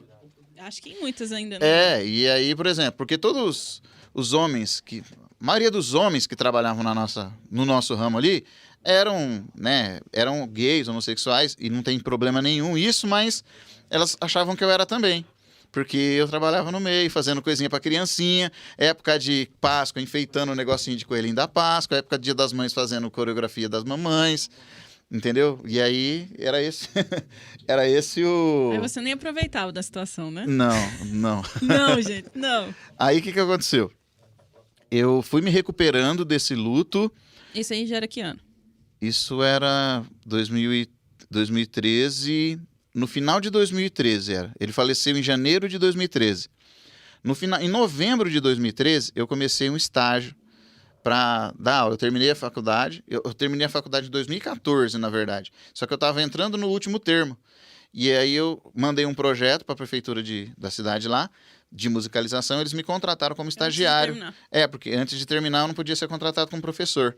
Só que eu fiz o processo seletivo, bonitinho, normal lá, passei, tive que passar, e eles me contrataram como estagiário. E eu fiquei de estagiário até o meio do ano de 2014, que quando eu terminei. Quando eu terminei, aí eles me contrataram como professor, porque eu já tinha feito o processo seletivo e fiquei em terceiro ou quarto. Eu passava bem. Eu não passava em primeiro porque eu não tinha filho e porque eu não tinha idade. As professoras mais velhas... Tem pré-requisitos ali, né? Tem os pré-requisitos de prova de concurso. E aí, o que aconteceu? Eu finalizei a faculdade ali, já tinha uma pós-graduação que finalizou junto, e eu já entrei até com pontos. Aí sim eu fui contratado como professor. E nessa época a minha banda tava bombando, eu tava tocando demais com a minha banda, e então esposa na época, ela não estava tendo o apoio necessário que precisava da minha parte, porque eu estava trabalhando de dia dando aula, à noite eu tocava, quando eu não tinha show para fazer à noite, dias de semana, segunda, terça, quarta, quinta. Como eu dava aula em todas as escolas do município, que eu era um professor de aula extra, então eu dava aula em todas elas. Era uma aula, eu dava aula para todas as turmas. Nesse primeiro ano eu tive 590 alunos. Eram todas as salas de pré-1 e pré-2 e algumas salas de creche, não todas as creches, porque só tinha eu para dar aula, o horário não fechou para dar aula para todas as creches. E aí eu fazia HTPC cada dia numa escola diferente. HTPC é aquela reunião que você faz com os professores. Então, terça-feira era o dia de HTPC. E eu fazia, uma semana era numa escola, e aí as outras tias me chamavam para ir na outra para organizar uma coisa, para outra. Eu sempre estava ocupado com isso. Me fez muito bem, me fez um professor bom. Eu fui um professor muito bom nessa época, apesar de pouca experiência. E só que eu deixei, o meu casamento foi ficando para trás, né? E aí, aquela coisa, também não tinha muito juízo, né? Fazia coisas erradas e tal. Meu casamento suportou 3 anos. Até que 3 anos, foi em 2015 mesmo, que a gente se separou de vez, que já não estava legal. Ela foi embora para casa da mãe dela, depois ela alugou uma casa para ela lá, foi embora. E eu voltei a ser aquela pessoa que morava com a mãe. Porque eu falei, agora, vou voltar para casa da minha mãe. Porque eu também não tinha muita responsabilidade. Eu já tinha um trabalho, já tinha uma profissão, já ganhava um dinheiro relativamente bom, mais do que eu ganhava quando eu era açougueiro, essas coisas. Tinha um carro, minha avó deu para mim de presente o carro do meu avô. Meu avô morreu e o carro dele ficou para a família. Eles iam vender, dividir o dinheiro lá. Era um carrinho velho, mas já valia um dinheirinho. Minha avó ficou com dó de mim quando meu filho morreu e me deu um carro. Deixou eu ficar com o carro do meu avô. Porque eu tinha um carro velho antes disso, que era do meu pai, que eu usava em conjunto com ele lá. Uhum. E aí, esse carrinho eu usava para dar aula e para tocar por aí. E aí meu casamento acabou nessa época. Logo quando eu conheci você. Em 2015, então você voltou para casa de sua mãe, mas você sabia que ia ficar lá, né? Não sabia. Foi que nem eu, que daqui a pouco eu volto. Vou comprar cigarro. Não, eu voltei assim. Quando eu conheci a Carol, eu ainda estava em processo de transição. De sair de casa para... deixa eu ver que hora que é aqui. Até que hora que a gente tá... Desde que hora que a gente tá falando. Que agora a gente chegou no ponto das nossas vidas, a gente se conheceu. No ponto-chave. Então, você sofrendo por causa do neném ainda, fazia 3 anos que tinha acontecido aquilo. Tentando entender, né? Fazia 3 anos, eu não entendia. Só que nessa parte, olha que legal, olha que foi interessante. Isso que é muito legal, gente. O que você vai fazer com a sua dor? O que você vai fazer com a sua... O que eu fiz com a minha dor? Não vou responder ainda, depois a Carol vai responder a dela. Nessa época, a minha ex-mulher, ela tinha um emprego que era no Centro Espírita lá da cidade. O Centro Espírita lá era uma entidade muito grande, uma entidade filantrópica que tinha um albergue grande, reconhecido, recebia verba da prefeitura, do governo, e eles faziam uma obra muito grande, muito legal. O Centro Espírita, essas instituições fazem uma obra social muito legal. E ela trabalhava no escritório lá, lidando com papéis, com documentos, com prestação de conta. Teve mais uma vez que a gente se esbarrou, vamos colocar assim, a gente não se conheceu. Foi nesse ano também. Foi no Centro Espírita que eu ia, eles fizeram um evento aqui em Prudente, que o Tony também estava organizando, e eu fui, e depois eu soube que você também tinha ido, né? Foi no mesmo dia. Eu estava no mesmo evento que você, mas eu não te conheci, não sei se você me viu, eu não te vi. Eu tava muito grog. Eu não te vi. Eu confesso que eu tava muito grog, porque naquela época, que foi ali, esse período de fevereiro até julho, eu tava fazendo tanto o desmame da medicação que eu tomava, quanto eu ainda tava me adaptando à nova medicação para não ter dor, que foi quando eu te conheci. Entendi. Ainda tinha episódios de eu ficar, gente, apagada.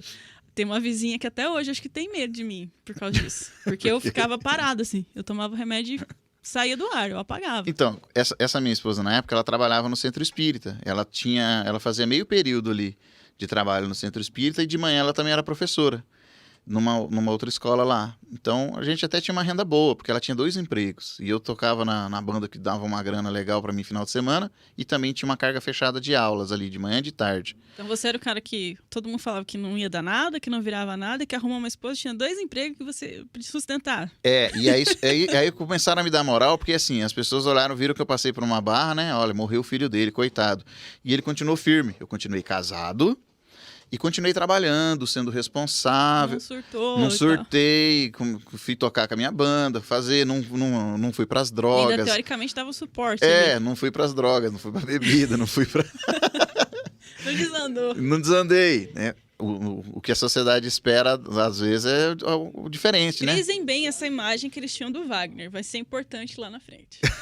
Então, aí eu tinha essa... Eles fizeram uma imagem boa de mim, aí ficou legal. Olha, o professor... Agora é o professor Wagner. Era o tio Wagner na escola, que as criancinhas me adoravam, porque eu era estranho. Então as crianças olhavam assim, nossa, Fora do padrão. é um homem, olha, barbudo. Toca E eu começava violão. a tocar violão, as crianças adoravam. Aí vinha, eu dava o violão. Cada dia da semana, às vezes, eu levava um instrumento musical diferente. Eu levava a minha guitarra. Pensa numa criancinha de pré-escola, 4 anos. Eu ligava uma guitarra, pisava num pedal de rock e fazia barulho. Bem, bem, bem, bem, bem. E as crianças, ai, professor, eu quero, tio, eu quero. Falei, quem quer tocar guitarra? Senta aqui, sentava no banquinho, ia lá fazer barulho com a guitarra.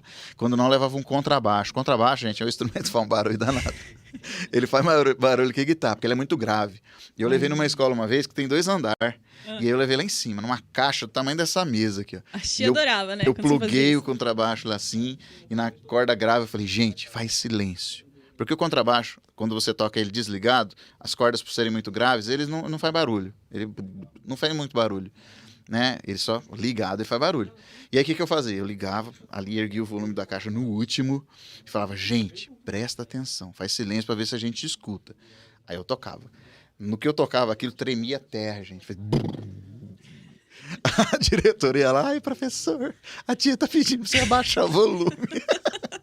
Era muito legal, dava muito trabalho. Eu dei muito trabalho pra coordenadora de escola. A coordenadora não gosta de mim, porque eu dava aula em todas as escolas. Aí eu ia fazer uma atividade que elas não gostavam, né? As professoras da sala. O que as professoras da sala não gostavam? Se eu chegava lá e começava a cantar, tal, dançar, as crianças ficavam muito agitadas.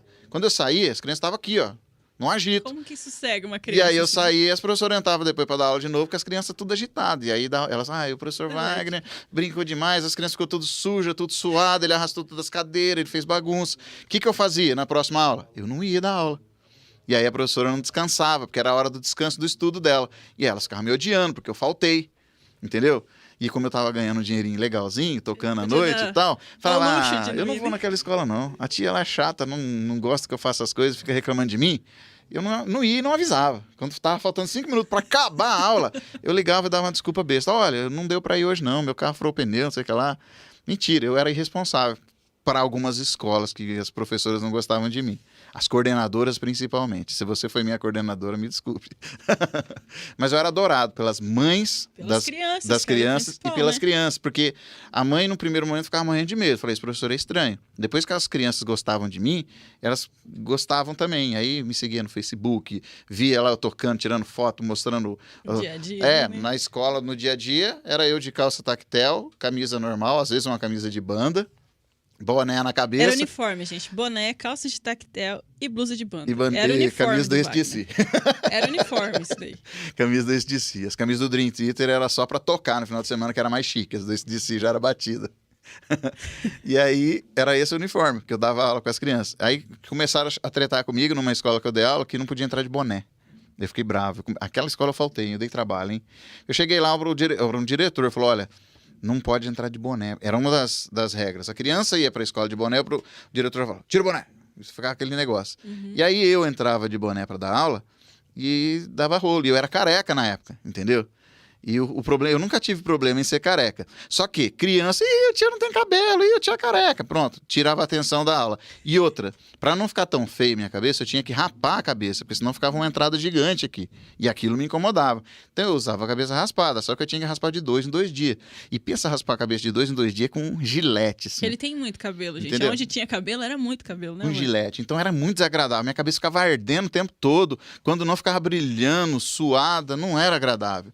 E aí eu falava, naquela escola, não vou. Eu ia de boné em todas as outras. Chegava naquela, eu ia de boné. Se alguém me falava, olha, tira o boné, eu tirava bonitinho, na outra semana eu não aparecia lá. Dei trabalho mesmo, eu reconheço. Mas enfim, né? E nessa época, a gente foi tocar nesse evento, que a Carol falou aí, que foi numa festa aqui, numa promoção numa faculdade mesmo, na FATEC. Isso. A Carol apareceu num dia, a minha banda tocou no outro. Eu adicionei a Carol no Facebook nessa época. E não falou nada. Eu não falei nada, e ficou sendo amiga, e de vez em quando ela postava alguma coisa, eu ia lá ver, de vez em quando eu postava da minha banda, ela ia lá ver, tinha alguma postagem política engraçada, ela ia lá comentar, eu ia lá comentar, não por causa dela, mas por causa da postagem, enfim. Até que um belo dia...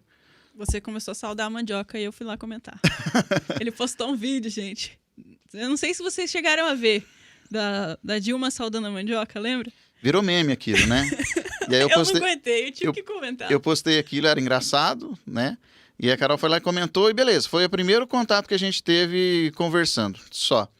Aí eu me senti na liberdade, depois disso, de curtir algumas coisas que ela tinha.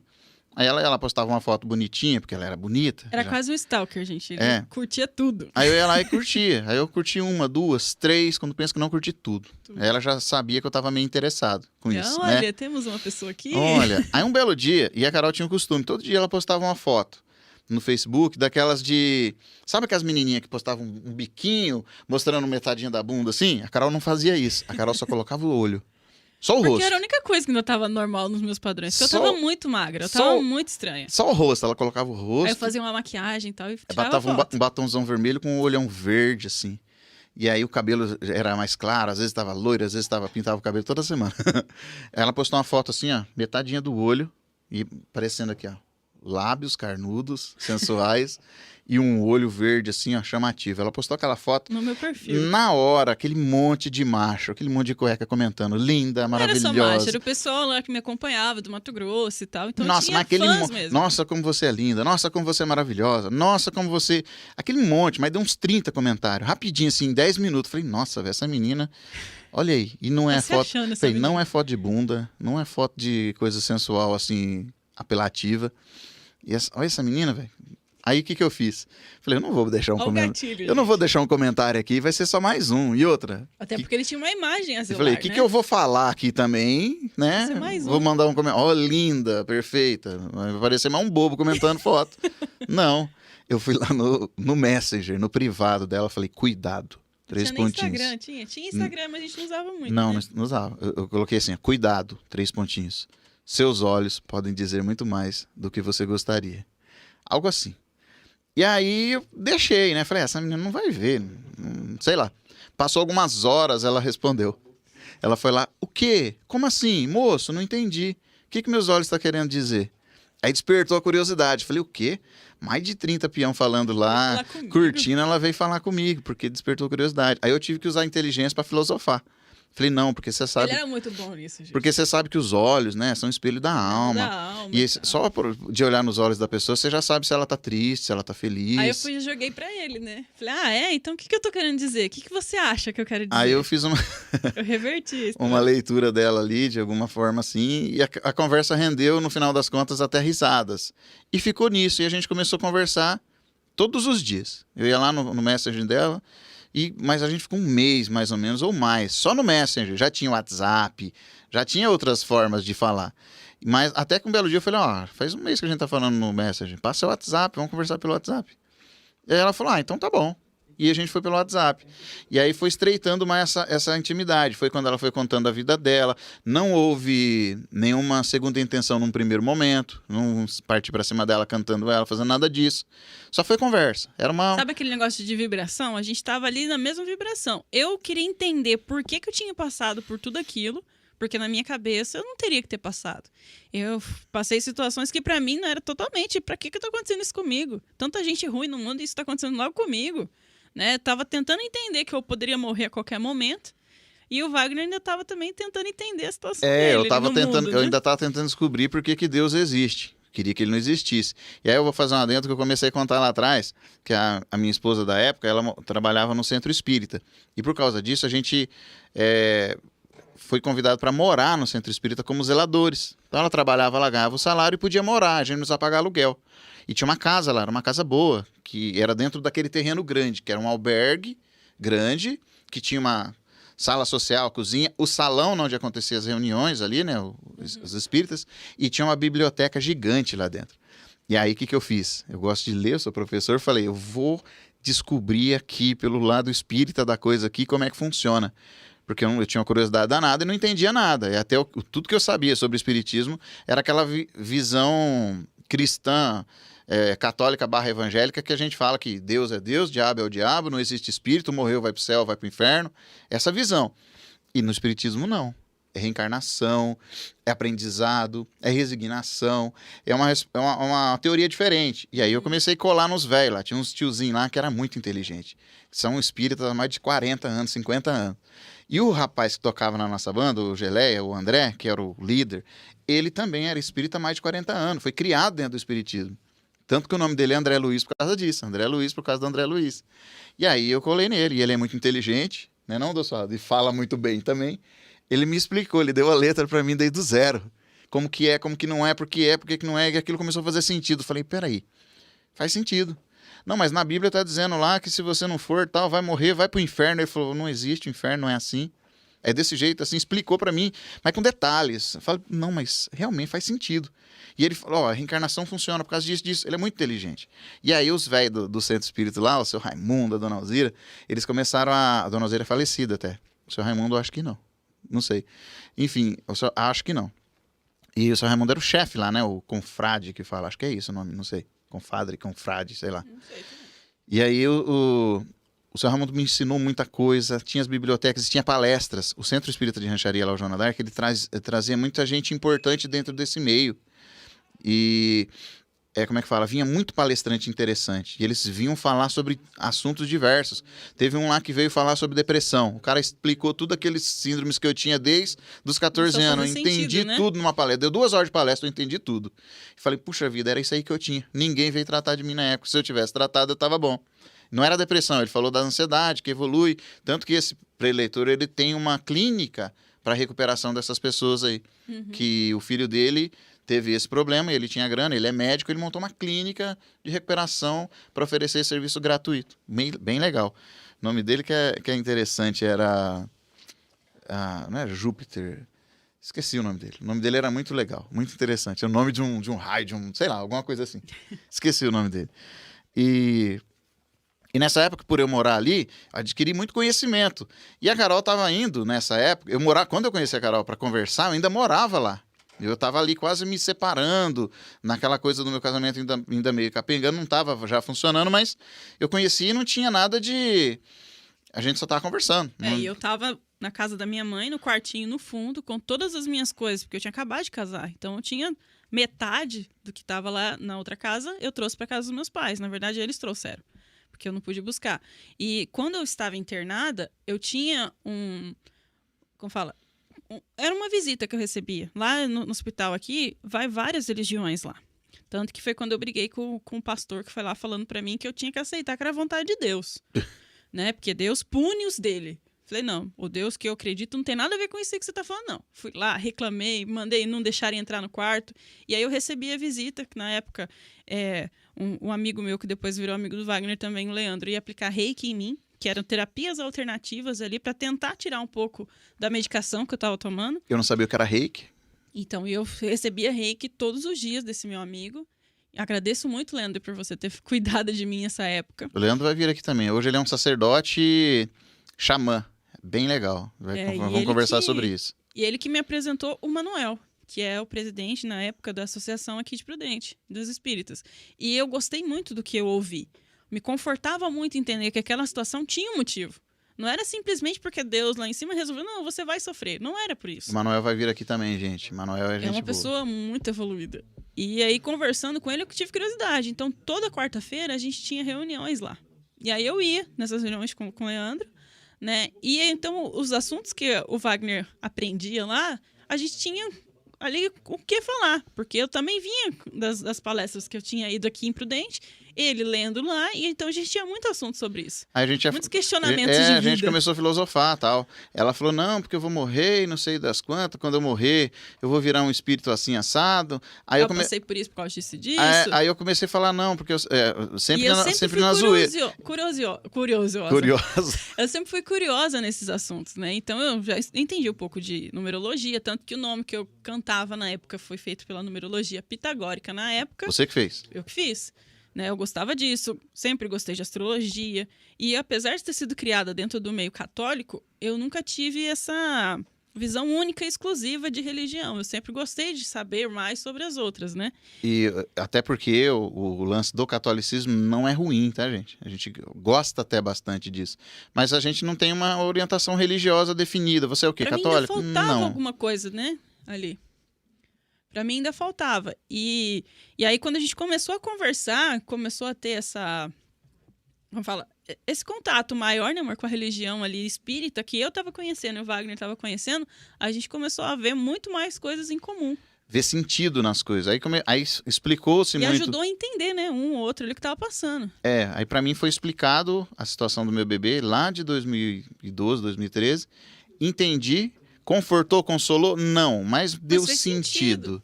Hoje faz o quê? 8 anos, 9 anos, sei lá. E isso não dói mais. Eu falo, converso de boas, tranquilo. Não...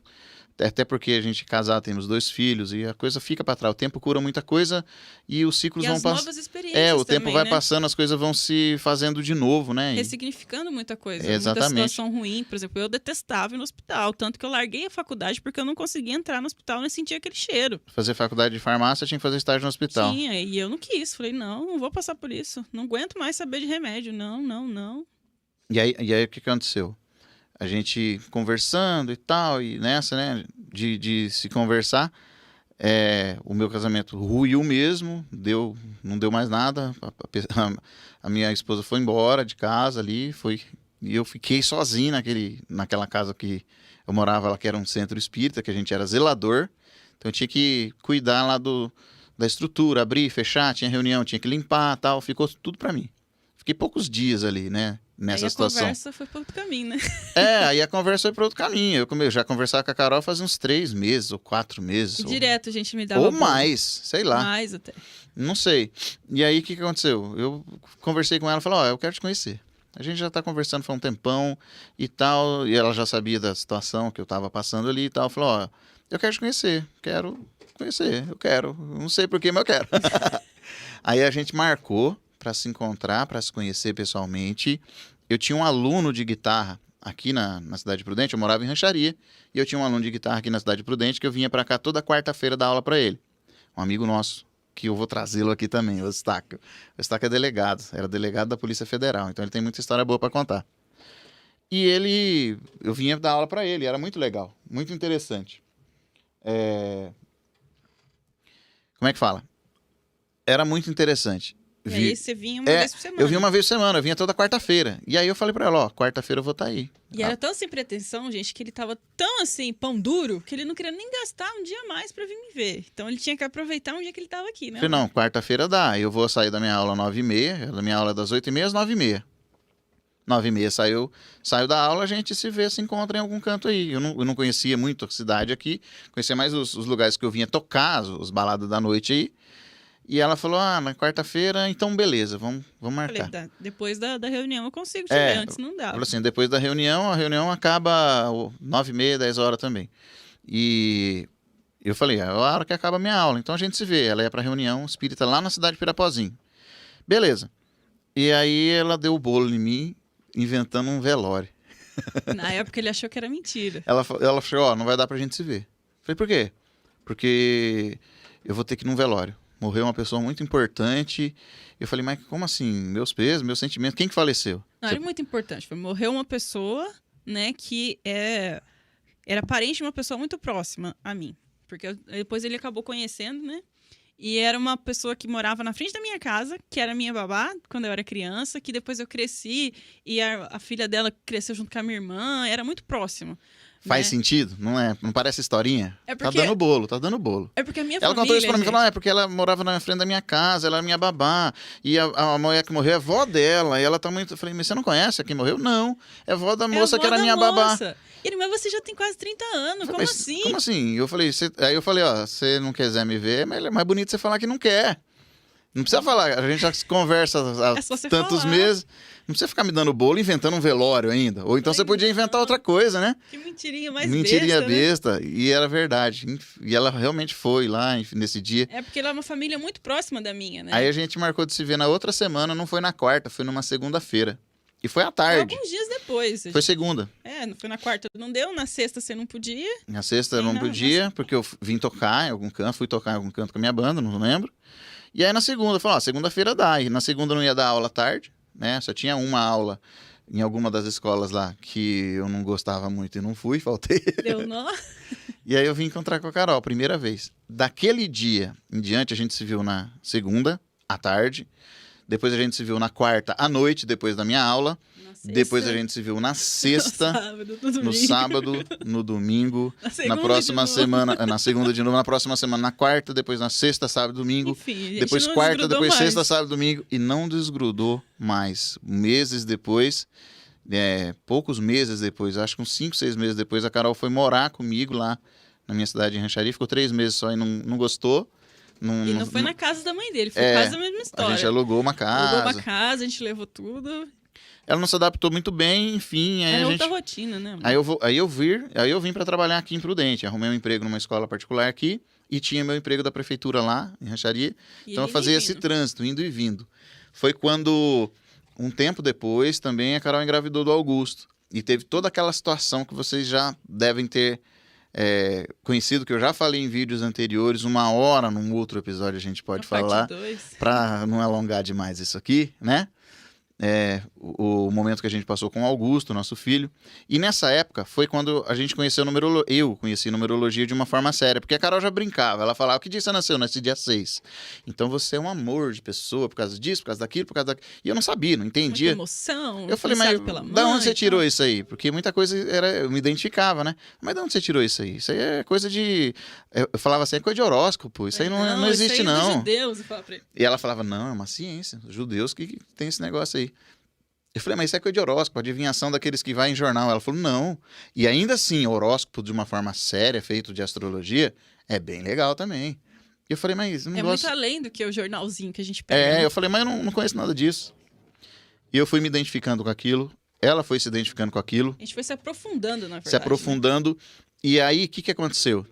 Eu fui me aprofundar na numerologia cabalística na promessa que ela tem por trás. Eu fiz um vídeo, acho que penúltimo vídeo que eu soltei acho que quinta-feira passada, falando como que a numerologia transforma a vida de uma pessoa financeiramente, fazendo essa pessoa se tornar rica.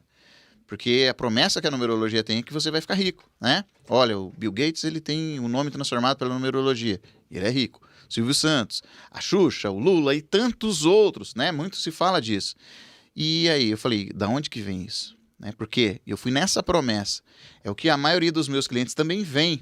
E quando entende, aí eu estudando numerologia de uma forma mais profunda, tempos depois... Ficou um leque muito maior. Eu abri um leque gigante. A gente foi estudar terapias, aí a gente foi fazer curso de Reiki com o Leandro. O Leandro iniciou a gente. E a gente se transformou ali, né? Transformar não é a palavra, mas a gente chegou... Nós nos tornamos os terapeutas. E aí eu aplicava na Carol, ela aplicava em mim várias técnicas. Tá difícil hoje, né? Várias técnicas ali, enfim, terapêuticas, que num primeiro momento não dava dinheiro para nós e tal. Mas que a gente gostava, por exemplo, a gente fez aromaterapia, cromoterapia. A Carol já fazia os estudos de Feng Shui de uma forma isolada, e ela trabalhava a nossa casa inteira pelo Feng Shui. Eu comecei a estudar tarô, porque eu comecei e falei: esses oráculos aqui, baralho cigano eu gostava, entendeu? Aí o que aconteceu? Quando eu fui fazer o curso de numerologia, eu fiz o básico. Era mais barato do que fazer o mapa na época. O mapa era R$530 para fazer um mapa numerológico naquela época. E o curso era R$290. Falei: R$290. Peguei o cartão da minha avó, que ela me emprestava na época, e comprei o curso. Pagava 20 e pouquinho reais por mês. E o curso era um curso básico. Ele me ensinou ali os números que a Carol já tinha me falado. Mas vamos, antes de seguir com a conversa, amor, vamos lembrar daquele adendo que eu fiz da sua imagem de professor. O que tem? O cara responsável. O que aconteceu com essa imagem que as pessoas tinham quando a gente resolveu assumir que estava junto? Porque a gente não falou essa parte. É verdade. Quando a gente começou, realmente, oficializamos o namoro, essa imagem de coisa boa que eu tinha caiu. Porque daí o professor Wagner, que era um cara responsável, legal e... enfim. Sério, virou o cara que largou a esposa, coitada, que perdeu um filho, e ele foi lá e largou dela, da esposa, mulher séria, pra ficar com uma novinha, bonitinha, que não era direita, que era tranqueira, que não era nem mulher. Você que, não, esqueceu desse que, não, detalhe. que destruía o casamento das pessoas. Que aí quando começaram a ver as fotos da Carol, a Carol só andava montada, bonitona. Porque eu ainda tinha aquele estigma de cantora, então minhas roupas eram só assim. As roupas dela era toda, parecia os caras, Eu me montava, parecia os literalmente. músicos da banda Kiss, daquele jeito. salto Só não tinha gigantesco. aquela A maquiagem. maquiagem não. E aí ela, como é que fala? Mega hair. Mega hair, com o cabelão gigante, aquela maquiagem, aquela olhão verde, aquela coisa. As pessoas da minha cidade olhavam assim, isso não é homem não, isso é travesti. Isso não é mulher. Não é mulher não, é travesti. Até ele acreditou, tá vendo? Aí eu falei, como assim? Será que é? Eu já tava namorando com ela faz tempo. E aí o povo da cidade falou, não, ele largou a mulher dele pra ficar com travesti. Eu sabia que ele não era muito macho, esse moleque. Demorou, E aí eu mas virei a um moleque. máscara caiu. Eu virei moleque, porque eu era um homem responsável, um professor. Passei a ser um moleque que larguei a esposa, coitada, que... Naquela época nem existia, mas se existisse, a gente tinha sofrido hater, tinha sofrido cancelamento, tudo isso sem saber a história. Porque daí a Carol começou a receber um monte de mensagem no Facebook de ódio, ó, sua destruidora de lares, como que você faz isso com a moça que perdeu o filho, como que você rouba o marido dela, como que não sei... Aí eu comecei a falar, como se eu fosse um bom partido demais da conta, né? Tá vendo? A ponto de a pessoa querer me disputar. E aí aquela imagem acabou, gente. Eu vim morar em Prudente e tive que construir de novo, porque em Rancharia eu fiquei queimado, né? Demorou pra... As pessoas esperavam isso não dar certo. Falou, ele largou da mulher, veio esperar, isso aí é fogo de palha, ele tá ficando com a mulher que não presta, uma tranqueira que separou, acabou com o casamento dele. Vamos esperar isso aí acabar, né? Esse negócio dar errado, e aí ele vai quebrar no talho, vai voltar com o rabo no meio das pernas. Todo mundo pensou isso. Todo mundo, amigos, família. Teve poucos amigos ali que pensou o contrário, né? O Aisna e tal. Ou que pelo menos não comentou. Os amigos mais próximos ali não. O Aisna, principalmente, ele foi bem legal. Inclusive, o dia que ele te conheceu, né? Você adorou ele te adorou. Enfim, foi bem legal. E aí foi essa coisa, né? Mudou. E aqui em Prudente, a gente vivendo aqui, morando aqui, a vida financeira não era fácil, apesar de eu ser professor, ter o emprego. Eu cheguei naquele limite de ganho. E que pra mim também era muito difícil, porque eu vinha de uma outra realidade, né? Onde eu era independente, eu pagava as contas, eu conseguia, de alguma forma ali, trazer, né, a parte financeira para mim, chamar a responsabilidade para mim, e eu me vi, às vezes, numa situação que não era que eu estava acostumada. E por conta da nossa criação ser tão diferente, a gente tinha muito conflito no começo. Nem por causa dessas pessoas de fora, mas por causa da convivência. A forma como o Wagner lidava com dinheiro era completamente diferente da forma como eu lidava e como eu acreditava que era, né, amor? Aquele monte de crença limitante que eu tinha, ela tinha zero em tudo isso. Agradeço muito a criação que eu tive. Ela né? teve uma criação boa, o pai dela sempre deu o que ela queria nesse sentido financeiro, e ele nunca disse que não poderia comprar ou adquirir qualquer coisa. Não foi aquele cara, olha, não tem dinheiro, não dá, não adianta. A gente ouve muito isso. E é uma realidade. O pai dela foi inteligente, não sei se intuído por alguém ou sei lá o que ele fazia, mas ele falava, pai, eu quero comprar esse negócio aqui. O pai falava, olha, hoje não dá, mas o pai vai dar um jeito e vai comprar. Você quer? Então tá bom. Então o pai vai dar um jeito, tá? O pai tem que arrumar esse dinheiro, tem que trabalhar. O pai vai dar um jeito, tá bom? Tá bom. E ela já ficava feliz. E ela já vibrava a felicidade de ganhar. Era um brinquedo, era uma boneca, era uma bicicleta, era alguma coisa que foi crescendo desse jeito. Então, na minha casa não foi assim. E não era porque ele me dava tudo na mão. Né? Porque eu também comecei a trabalhar muito cedo. Mas era porque, pra mim, não tinha essa barreira de não tem como. Nossa, é impossível. Não tinha limite nesse sentido. E eu com a Carol, quando a gente foi morar junto, começou assim, olha, recebi o pagamento, vamos pagar o aluguel. Ela falou, o aluguel é só dia 10. Hoje é dia 30. Hoje é dia 30. Por que você já quer pagar? Eu falei, porque eu tenho que pagar, eu trabalho pra pagar o aluguel. Falei, não, você não trabalha pra isso, eu falava pra vamos na rua, vamos trabalhar, vamos comer, vamos comprar um negócio aqui assim. Eu falei, mas vai desinteirar o dinheiro do aluguel. Falei, e daí? Eu falava pra ele. Ué, e daí o quê? E daí que dia 10 eu vou tirar da onde? Aquela pergunta besta, né? Que na verdade não é uma pergunta besta. Falava, mas eu vou receber dia 5, até lá a gente Não, mas eu recebo dia 5, não, eu já tenho um negócio ali que eu vou vender, vou receber. Falei, não, e não tirava aquele medo de perder, aquele medo de não ganhar dinheiro, aquele medo de não dar certo, aquele medo de não, sabe? E aquilo bloqueava a minha vida financeira. A Carol tretou comigo um monte de vezes. Porque eu me sentia podada, né? Eu tava acostumada a ter as minhas coisas, a fazer no meu tempo, no meu ritmo, e ao mesmo tempo que a gente tava convivendo junto ali, aprendendo, né, amor? Com um jeito um do outro, e ainda tinha essa parte financeira em volta, que interferia muito. Aí eu dizia, falar, você se ferrou, porque eu sou professor, ganho pouco, já tenho estigma, e eu acreditava nisso, falava, professor tá fudido mesmo, tá enrolado, não ganha dinheiro, fazer o quê? Eu sou professor, E como que é? eu só ganho isso, você sabe que eu ganho isso, então ou você se conforma ou você vai embora, porque é isso. Só que daí ela tava grávida, eu quero comprar isso pro quarto do menino, quero pintar, quero fazer, eu falei, não tem dinheiro. Não dá. Como assim não tem dinheiro? Não, falei, não tem dinheiro, nós vamos comprar o necessário, e só o necessário, e só. Aí imagina, gente, ele queria comprar o enxoval só quando a criança nascesse. Eu falei, não, como assim? Não pode. A gente foi se descobrindo, né? Quando eu entendi numerologia como ciência, por isso que é muito importante. Todo cliente meu que agenda um mapa numerológico, eu passo as orientações para ele dentro de um programa de alteração energética que vai ativar pontos energéticos arquetípicos que vão desbloquear justamente esse tipo de crença besta que te impede de ganhar dinheiro, de avançar. Mas, principalmente, a gente faz a aplicação de numerologia de uma forma prática e... como é que eu vou dizer? E que ajuda no dia a dia, porque conhecendo os números, a gente consegue lidar com situações que, por exemplo, a gente podia bater de frente. Só que sabendo como o outro funciona, né, amor? A gente evitou muitos conflitos nesse sentido. Então, como ciência. Por que eu digo como ciência? Porque se você pegar o númerozinho da minha data, o númerozinho da data dela, fizer a continha disso, daquilo, chegar num número específico que tem um significado, é uma coisa. Né? Agora, mas aplicar aquilo na vida, viver isso é o que traz resultado. Então, tem gente que conhece, são mais de 6 mil clientes atendidos hoje. São mais de não sei quantos mil, né? Mapas, mais de 6 mil mapas. Fora clientes são mais. Que no começo a gente fazia muita análise. No começo era né, muita análise gratuita, eu não parava, eu trabalhava o dia inteiro. E eu adorava aquilo, porque eu não tinha, por exemplo, a rotina de entrar no meu carro, ir na escola, trabalhar, era em casa. fazer chamada. Não, eu fazia em casa. Eu sentava no sofá, ficava ali, esticava meu pé e ficava no celular aqui. Estou trabalhando. E vendia um mapa, colocava um cliente e analisava, gravava áudio, abria a câmera, fazia tudo aquilo, entregava o mapa, explicava para a pessoa. E as pessoas começavam a ter resultados, aquilo eu adorava. E começamos a ganhar dinheiro e tal. Depois que eu fiz o curso, depois que eu fiz as coisas todas, depois que eu passei por esse processo de dor.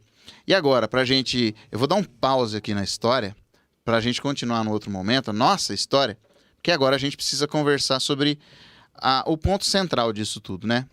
O que a sua dor, o que a sua dor te ensinou? Você responda em poucas palavras, depois eu vou responder a minha, depois eu vou conversar com os meninos ali, ver como que estão os comentários pra gente encerrar isso aqui, porque tá ficando tarde, né, gente? A gente se empolga pra falar, né? Não sei como que tá aí de pessoa, tem muita gente aí?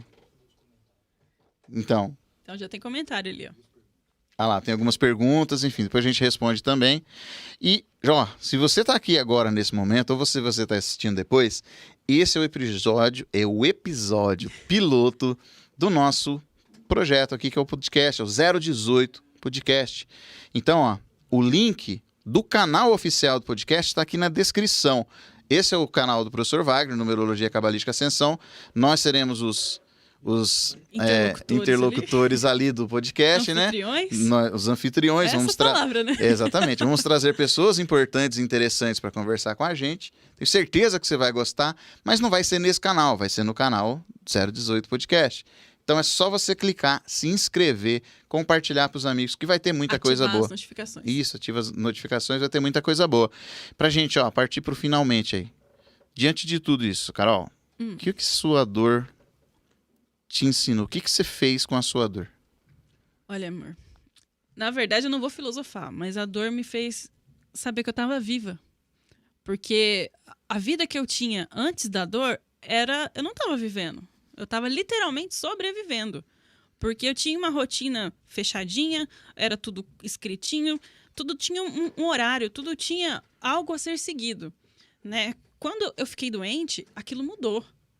Mudou tanto a Carol que era, porque eu não podia mais ser aquela pessoa de antes, porque eu tinha limitações agora, tinha uma outra vida, e ao mesmo tempo me deu uma vontade de querer mais, porque eu podia ser mais. Eu não precisava ser só aquilo.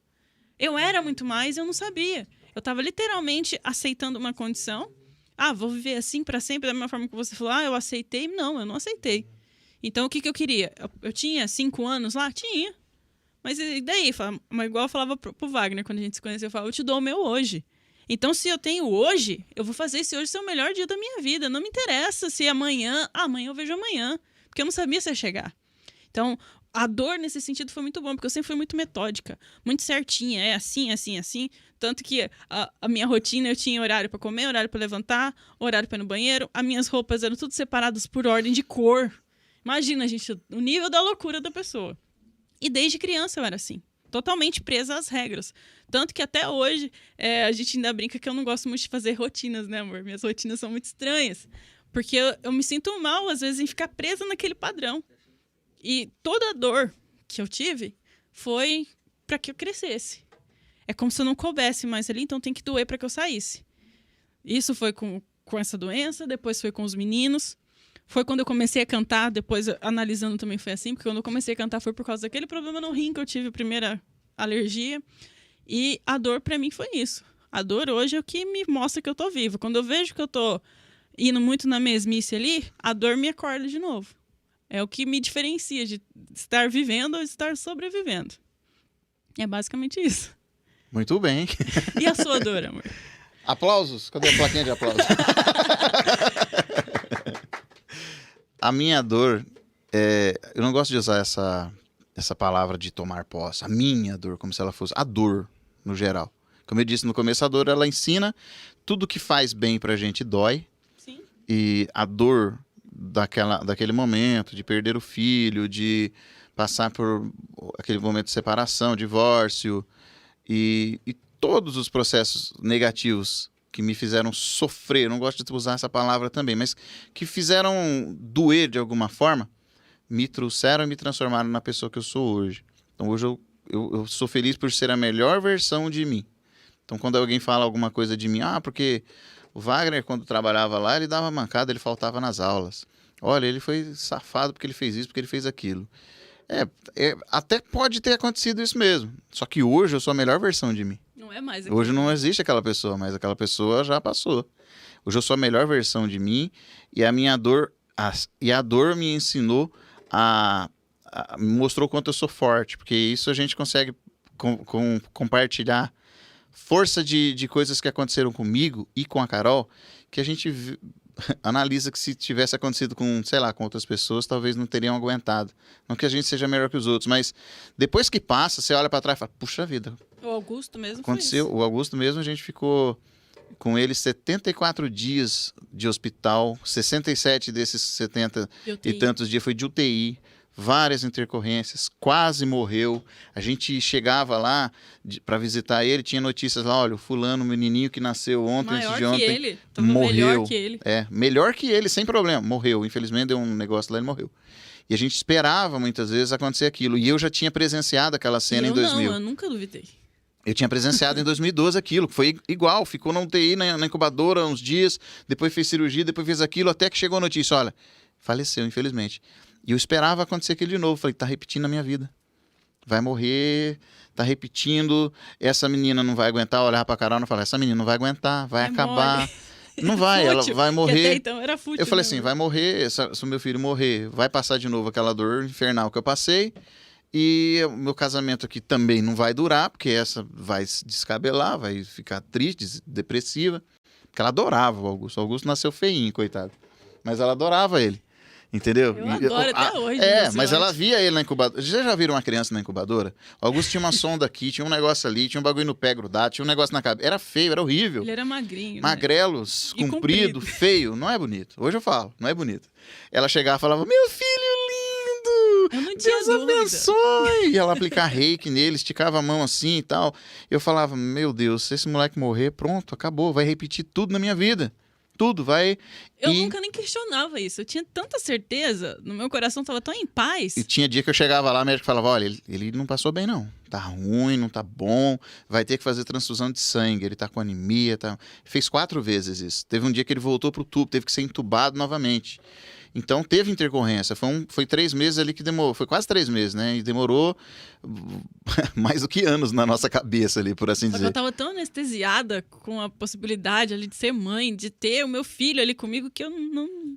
Hoje eu vejo que é muito difícil. Hoje o Augusto tem 4 anos, não tem sequela nenhuma, teve alta Perfeito. de tudo, não deu nada errado e a gente atribui todo esse sucesso a um propósito de vida que ele tem que cumprir nessa terra e ao nome que a gente escolheu para ele que firma esse acordo espiritual. Por isso ele é uma pessoa de sucesso. O nome dele é Augusto. Então é um nome de sucesso, é um nome de poder. Então ele veio para vencer. Ele E pode... que a gente teve o merecimento de escolher pra ele. E a espiritualidade maior achou por bem escolher nós dois para passar por essa situação e vencer ela, para ter experiência para contar agora aqui, para lidar Ter com coisas bagagem. lá e tal. Porque a Carol, antes do Augusto, apesar de ter tido tantas intercorrências, eu acho que eu não era tão forte igual eu sou hoje. Tanto que quando o Vitão nasceu, o Vitão também ficou 15 dias na UTI. A do Vitão eu tirei de letra. A gente tava tranquilo, A gente só tava de deixou boa. cair o umbigo. O Vitão nasceu de 32 meses, 32 semanas. 32 semanas. E aí ele foi pra incubadora, a Carol falou, amor, a gente não vai precisar cuidar do umbigo dele, as meninas cuidam lá, de boa. Quando ele vier pra cá, já vai vir de boas. E foi o que aconteceu. A gente ia visitar ele lá, quando ele chegou em casa, tava tranquilo, também não teve nada, tá de boa, já tem 1 ano e 4 meses, né? 3 ou 4 meses? 3, Fevereiro, março, abril, maio, junho, julho, 1 ano e 5 meses. 5 já. E é isso que a dor trouxe pra mim, é isso que a dor trouxe pra Carol. E A falando em dor, hoje também é um dia que é meio pesado, vamos colocar assim. Porque, pra hoje. quem não sabe, hoje faz 1 mês que meu pai faleceu de Covid. E a gente pode dizer, deu errado? Não sei se deu errado, mas a bagagem que a gente teve ali de tanto suporte espiritual que a gente acredita que teve por conhecer, ao mesmo tempo que deixou a gente confortado com o que aconteceu, a gente não ficou feliz. É óbvio que não. Mas a gente sabe que foi algo que era maior, né? Foi necessário que a gente passasse por isso juntos, né? A minha família, com o Wagner agora também, mas que era para ser assim, né? Não é no sentido de ser conformado, a gente não tá feliz com isso, mas a gente sabia que teve que agradecer pelo tempo que a gente conviveu com meu pai, né? É muito difícil para mim hoje estar aqui, porque esse último mês foi muito difícil, que eu tive que reaprender a viver, porque eu falo assim porque eu era muito próximo do meu pai. E por ser muito próximo a ele, eu falo, eu nunca imaginei o mundo sem ele. Então eu tô conhecendo o mundo sem o meu pai. Até hoje, a hora que a gente veio aqui, eu ficava lembrando, tipo, a hora que estava montando o cenário, o meu pai com certeza teria ajudado a montar. Porque tudo que eu fiz, o meu pai estava ajudando. Tudo. Na nossa casa hoje tem tudo. Ele que pintou parede de quarto, ele que ajeitou as coisas, ele fazia tudo lá na nossa casa também. Porque a Carol queria que ele fizesse. E eu não suporto, eu não consigo. Eu não consigo dar conta da Carol. A Carol é muito metódica com certas coisas. Então, Ainda sou. aí a gente fala, amor, o que você acha de fazer isso, aquilo? Eu falei, chama seu pai que ele faz. Agora não tem, né? Agora não tem. Agora ela vem conversar comigo e fala, amor, Vamos fazer isso? vamos pensar de uma forma aí que eu consiga, porque eu não sei o que fazer, não tem como, mas vamos dar um jeito, né? Enfim. Agora a mãe dá um jeito. Agora a mãe dá um jeito. Enfim. Mas é isso. A gente tem que sempre aprender a tirar alguma história com a dor, né? Não deixar isso te abater, não deixar isso te derrubar. E eu acho que com o podcast a gente vai conhecer muitas pessoas que conseguiram tirar o melhor daquele momento de dor. Tem muita gente boa pra vir aí, meus amigos. Muita gente boa pra contar histórias como essa, né? E vai ser bem legal, bem interessante, tá? Bom, a palavra pra hoje é gratidão, né?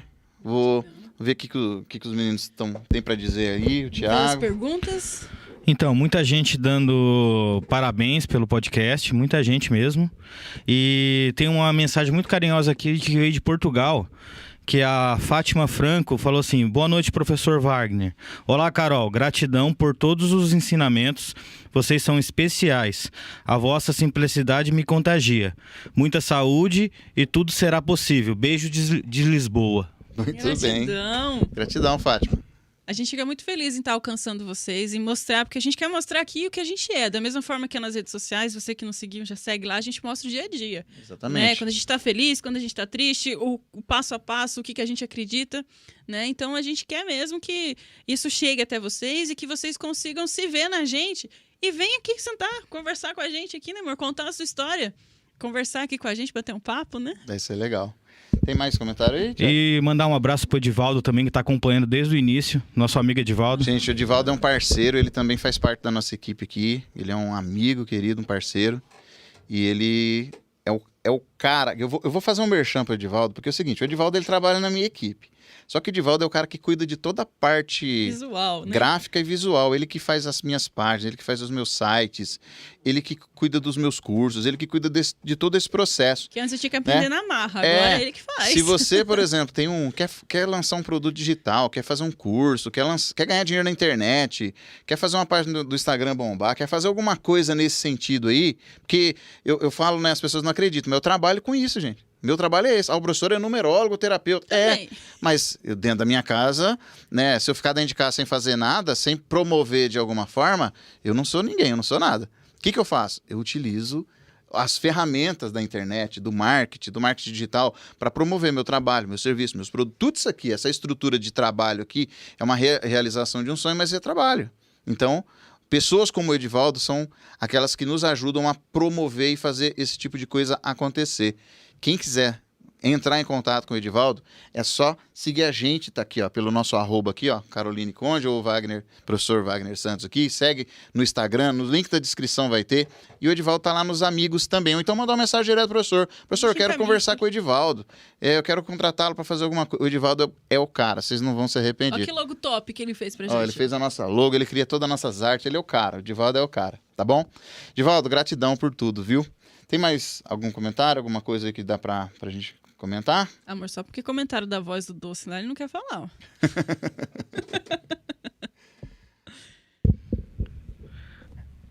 Não, né? Tudo bem. Gente, gratidão. A gente vai finalizar aqui e deixando claro o nosso convite, tá, gente? Se você gostou, se você assistiu, nós vamos fazer os cortes desse episódio aqui. Vamos lançar um canal oficial de cortes.